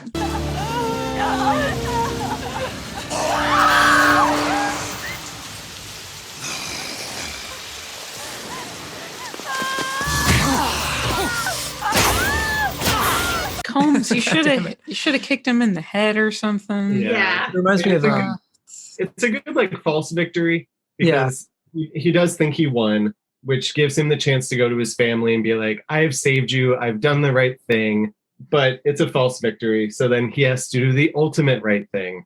Yeah. And fight Giorgio again. And this is like Combs looks the coolest in these scenes. Oh, like yeah. he actually like looks like a hero. The fight scenes are really like choreographed where he's a lot of like just has shirts these, all open, his hair is like messed up. Yeah. Like a bloody like forehead a little bit. Yeah. Oh, like disheveled. The way this scene is paced with the reset in the middle reminds me of the They Live fight a little bit. Yeah. Because in They Live, like he fights that guy for forever. The glass fight. Yeah, the glasses fight. Yeah. And then there's a lot of the same moves like over and over again. but then there's a scene in the middle of that fight too where like you think it's over. And then like the other guy just comes on screen again and it just resets. He just starts wailing at him again. And you're like, oh my God, it's not over. But again, a big thematic point at the end. Because the way John kills the freak is he shackles himself to the freak. So they are actually combined. Finally, they have become one person. Which seems like, I don't know, especially at that point, he could have tried something else. Yeah, he goes there pretty quickly. With the shackle, I don't know. I guess it plays into the idea that Combs did want to kill himself off the roof. So maybe he just thought like it was best to just toss both of them off. It's just very tragic. Yeah. I mean, honestly, that could be the tagline of this movie. Yeah. It's just very tragic. Castle freak. It's just very tragic. Well, and Combs also like has this ultimate goal of making Barbara Crampton love him again. And this does seem to be the one thing it works that accomplishes it. Like he needs to throw himself backwards off a building and take down the other threat. And then that's now all is forgiven. Yeah, his final it's very sad. His final lines are just forgive me and I love you. And then he dies. Forgive me. I'm sorry. John, I love you.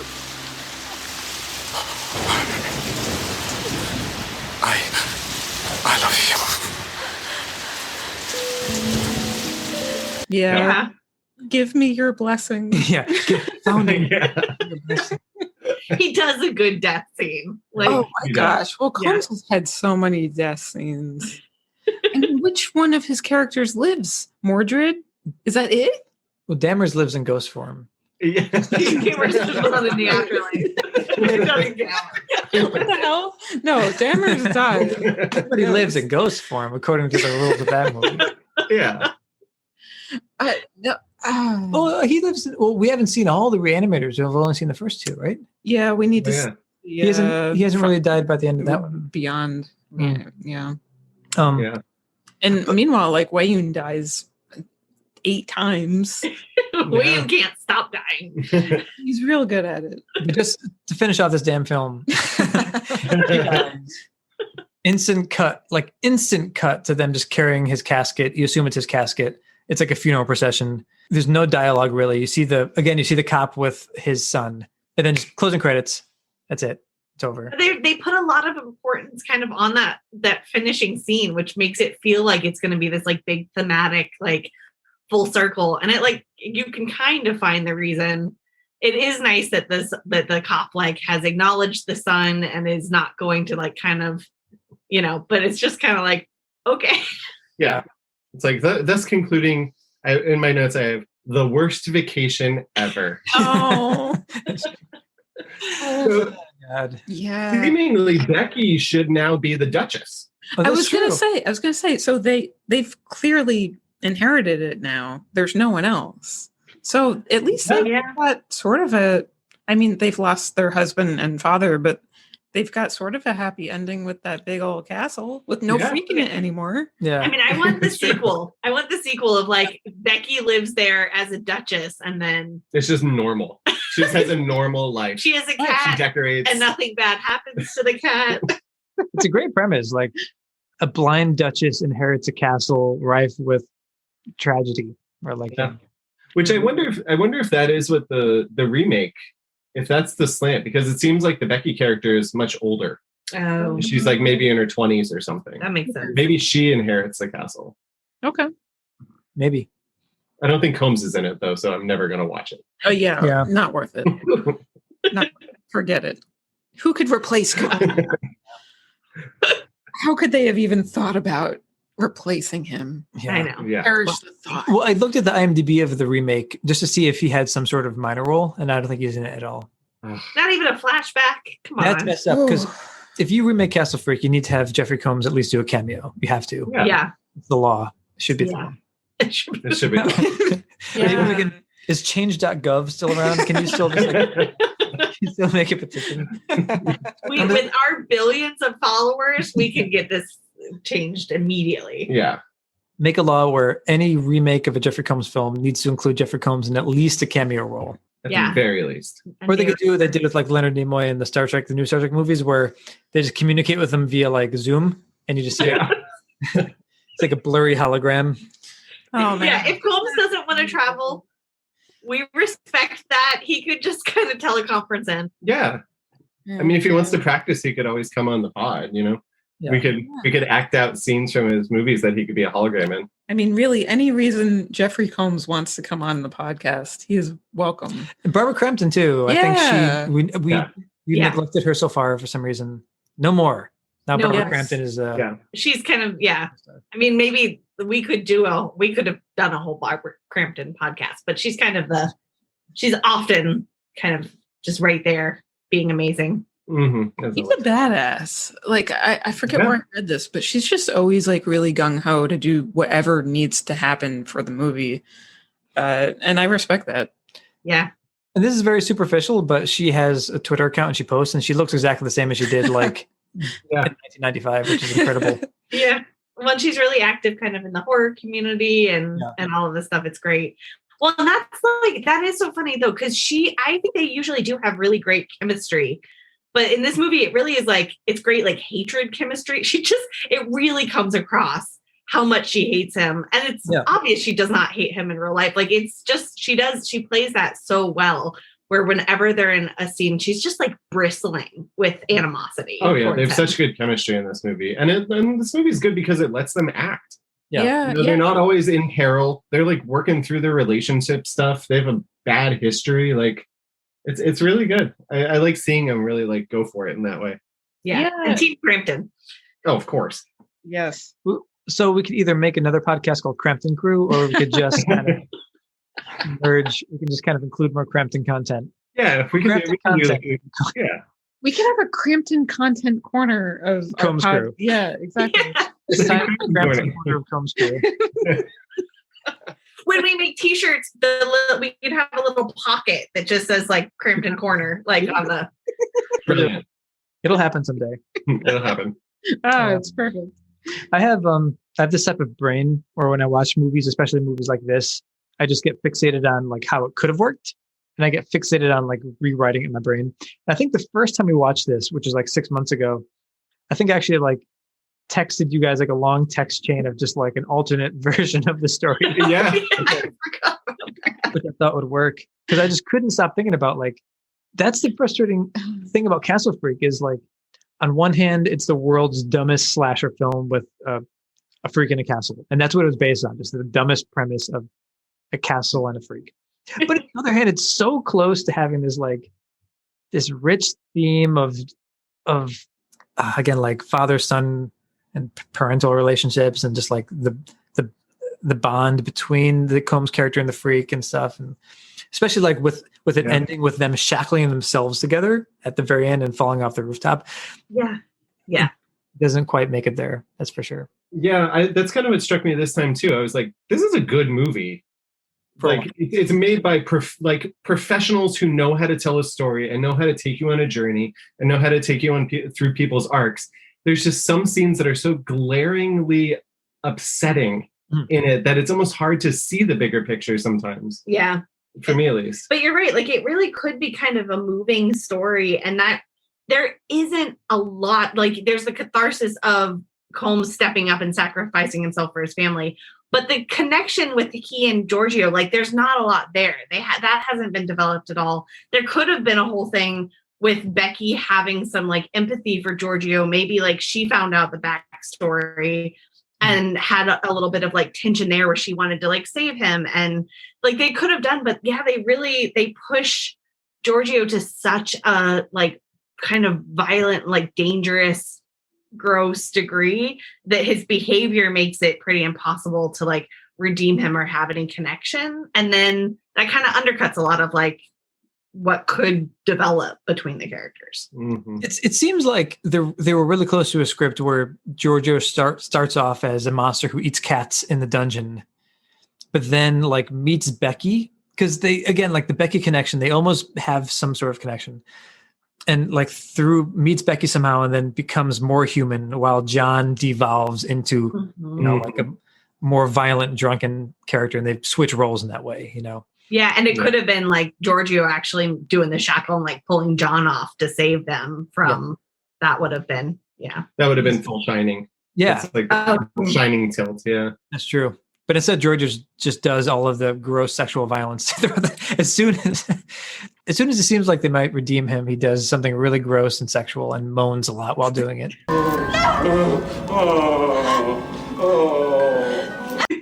Yeah. Horrible moaning sounds. Yeah. I mean, if the goal of making a horror movie is to make people horrified while watching it, this movie is successful. Yeah. Numerous times. Yeah, for sure. Yeah, I covered my eyes like a lot, which I don't usually do, but there's just so many scenes like, yeah, and you're right. Like, even I remember covering my eyes, but still the sounds were awful. It was like, no, I still know what's happening. Yeah. I feel like watching it a second time was a little easier just because I knew what I was getting into. Yeah. Yeah, because again, the first time I was just, there are things I wanted to see, but I didn't see. And then the second time, I know that it's not going to have like a satisfying ending that wraps up. Well, and when you go into this having seen From Beyond and Reanimator, I really was, and like the title Castle Freak, I think I was just expecting a little bit sillier, more fun, kind of zany, like gross, but the depth of like the trauma and abuse that underlies everything, it just really changes the tone, and they go for this like gritty, real violence that. I think that's a great point, because I don't think there's a bit of humor. No, I didn't chuckle once. And it's kind of weird for like a Stuart Gordon movies usually do have that really like really smart humor that goes along with the horror. And this one's just, there's no humor. Man, not to shit That's a good way to on describe any it. part of this movie, but the music kind of made me laugh a little bit. That's true. Oh yeah. So once again, this is what is it? Who's Richard Band? Oh yeah, it's another band, right? Oh, Yeah. is it? It's his brother? Yeah, every Charles Band film, they have Richard Band do the music. Yeah. And he's such a mixed bag where the theme, I don't know if the theme is recycled from something else, but the theme has like a lot of really cool violin work and it sounds really cool. But then they just cut to this terrible sounding MIDI throughout most of the film, which sounds horrible.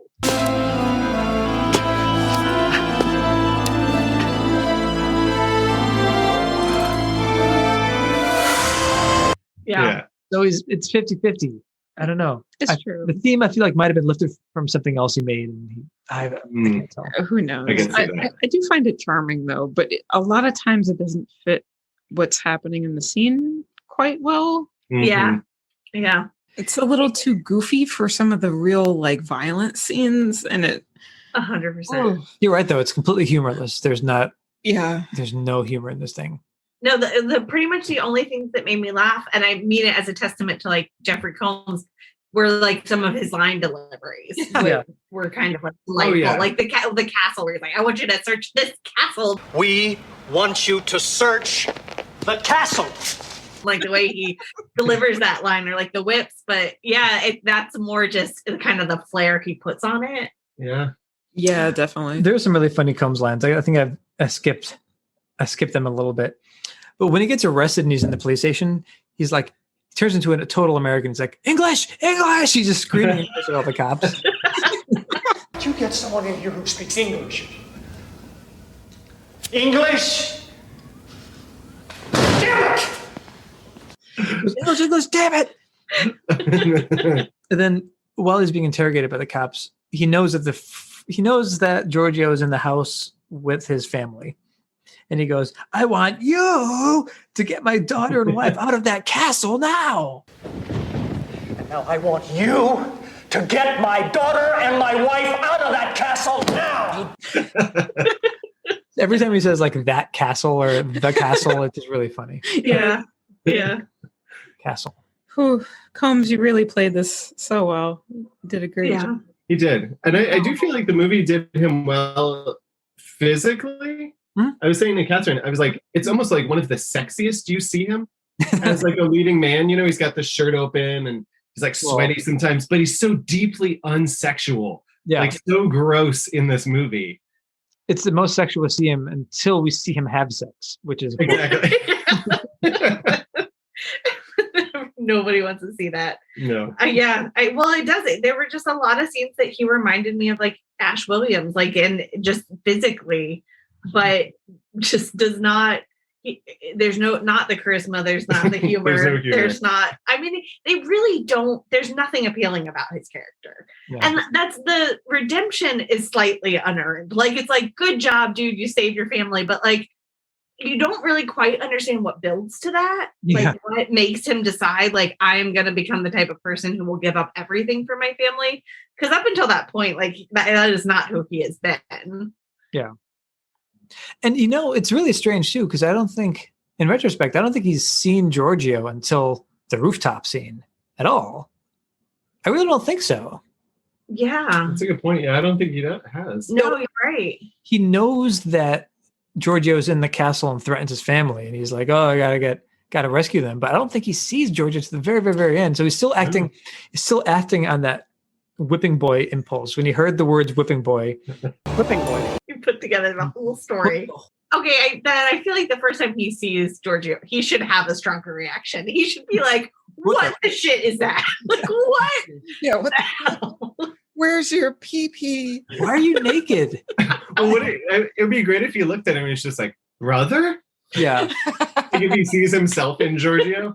I mean, so they are probably only like 6 or 7 years apart. Like, it's pretty, like they are pretty close in age, and it's just so sad. Well, and like his mom's like Italian. I guess like, she's the sister of a duchess. You know, like she probably is fluent Italian, but he doesn't seem to know any Italian. Yeah. So they didn't teach him any Italian. Also, Combs doesn't look Italian at all to me. Not even half. No. Yeah. No. And I think half of the actors actually were Italian. I think half were not.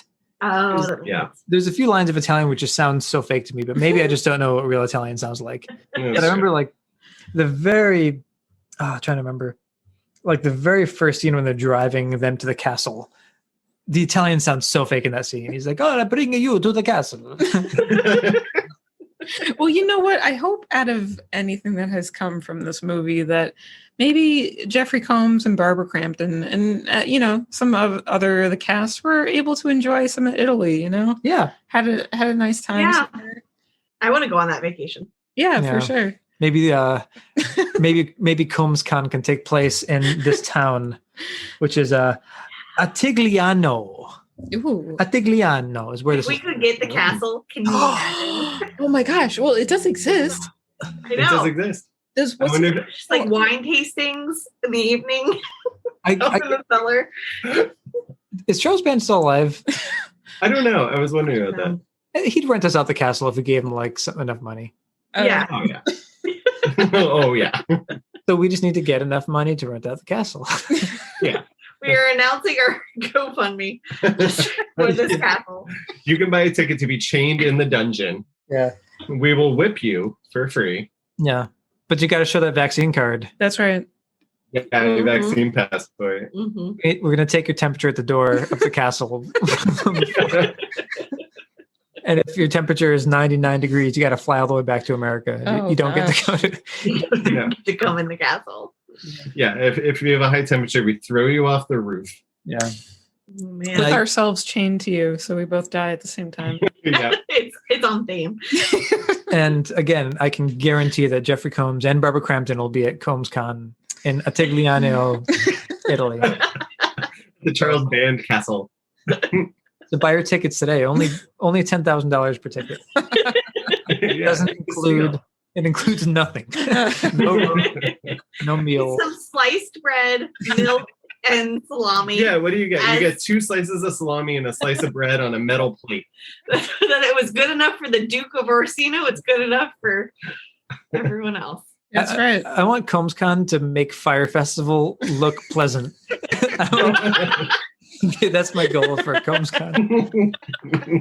I want her to do just. I think we're up to the task. You can do it.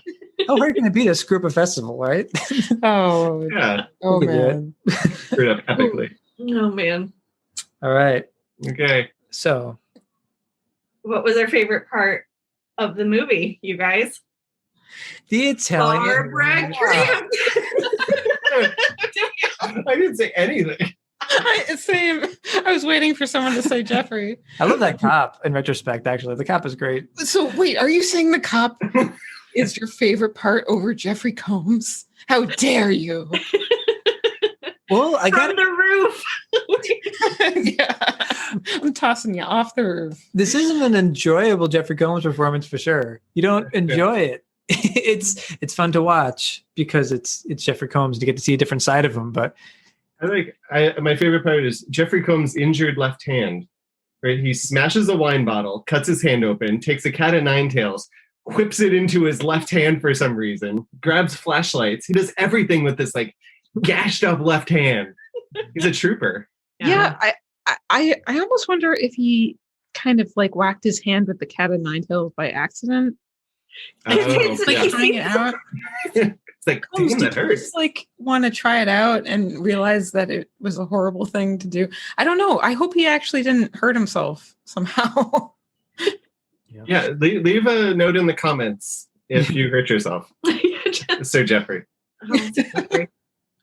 Okay, for real. So, I mean, for really real, like, what was our favorite part of this movie? Jeffrey Combs. it's getting slower each time too. Why was the cadence so slow that time? I don't know. I feel like he gets slower every episode. Well, it was funny. We did it like well one time, and then every other time it's like I forget how to say words. There has to be a running gag where just each episode we're just worse at it. Yeah. And it's longer until it's like. And it's longer. Did I tell you guys I talked to my dad about the pod? Oh, nice. No, it's too long. I was like, what's your favorite podcast? He's like, Dan Patrick. And I'm like, okay, how long is it Dan Patrick? He's like, 50 minutes. And I'm like, okay. He's like, that's the sweet spot to find the audience. And I'm like, there's no audience. Well, he was also like, I don't really want to go play-by-play a Jeffrey Combs film. And we're like, then this is not the podcast. Why would you listen to this podcast? Yeah.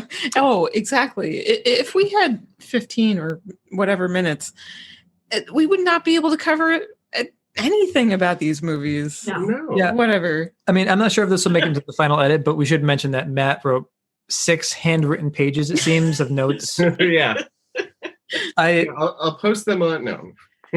I had a Google Keep note, which like I'm not sure if you can see it, but it scrolls forever. I don't know how many pages this is. Oh my It's a lot. You have a family tree up in there.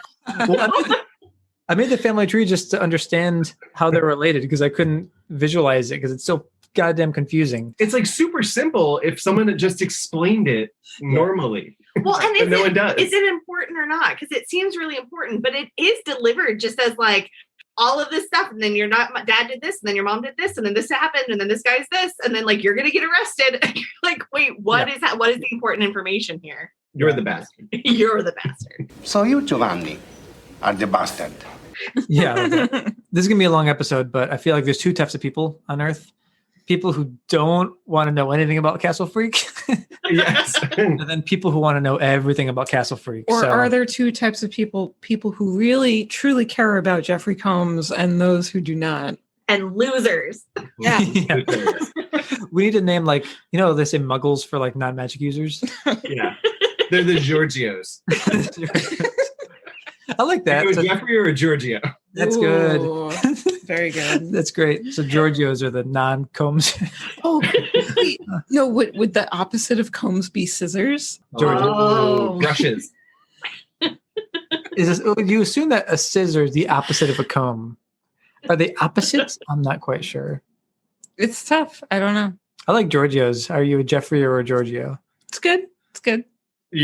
Tomorrow I'm gonna make a yin yang with a Combs Giorgio. You can't stop me. Nobody's going to. Do it. I think it's time to make some t-shirts too to celebrate our 50th stream. Yeah. Which I don't think we've reached yet, but we might in 2021 sometime. Yeah. Excellent. Yeah. Matt's dad's doing like a half a stream at a time. So Yeah, he's like, can you look at the analytics to see if people listen to the whole episode? And I'm like, one could, but would one? No. Do you who cares? understand what we're doing here? Yeah. We're doing this about Jeffrey Combs, and we cannot say enough. It's an about how much audience we love of him. one. We're doing this for the Combs. For the Combs. For the Combs. Well, if even one person is listening to a full one of these episodes, Oh my I will be gosh. shocked and impressed. You are a and satisfied. trooper. If you've made it this far and have somehow listened to other episodes as well, holy moly. Actually, if you're listening to this sentence, email us at combscrewpod@gmail.com and say, I listened to the sentence, and we'll send you a t-shirt when we make them. And When we make them. Yeah. And you'll be entered in 2031. a drawing for our Combs Con happening in Italy, 2025. Just send us an email, put your name, your address, and your t-shirt size. And then someday in the future, we may send you a t-shirt. You'll be the Combs King at CombsCon. We'll give you the Combs. And we're spelling this with C's where there should be C's. We're not changing them all to K's. Absolutely We're not not. No, never. No, Ooh. never. Although if listenership remains this low, maybe we should just try some K's in there because it No. seems to be. It's a hard pivot. We have standards unless other people don't want us to have standards in their case. We have no standards. Yeah. We should also start just like pretending like we're sponsored by stamps.com, even though we're not. If we use stamps.com for. Do you want to send a letter to your favorite Jeffrey Combs? Use stamps.com. Yeah. How do you think Jeffrey Combs sends his mail? With stamps. Yeah. Stamps.com is a website of stamps. Use a promo code Combscrew at stamps.com and you'll get an error message saying that code is not recognized. That means it's working. Don't worry about it. Just do it anyways. Or If make that your happens, very- send us an email with your address. Or make your very own Jeffrey Combs fan page with Squarespace. Yeah, what is the therapy one? Did you watch Castle Freak? Talkspace. Were you traumatized by the sexual violence of Castle Freak? Talkspace, Yeah. as you- I did actually have like kind of stressful dreams last night, and I think it was Castle Freak. After trying to edit our Wayne episode, I've had like I've had 2 Wayun dreams. I've been keeping count. 2 Wayun dreams and 2 Dr. West dreams. Well, I think we've exhausted this topic. Yeah. Yeah. This is gonna be a long one, but that's fine. It's what Castle Freak deserves. Yeah. It's one of the big ones.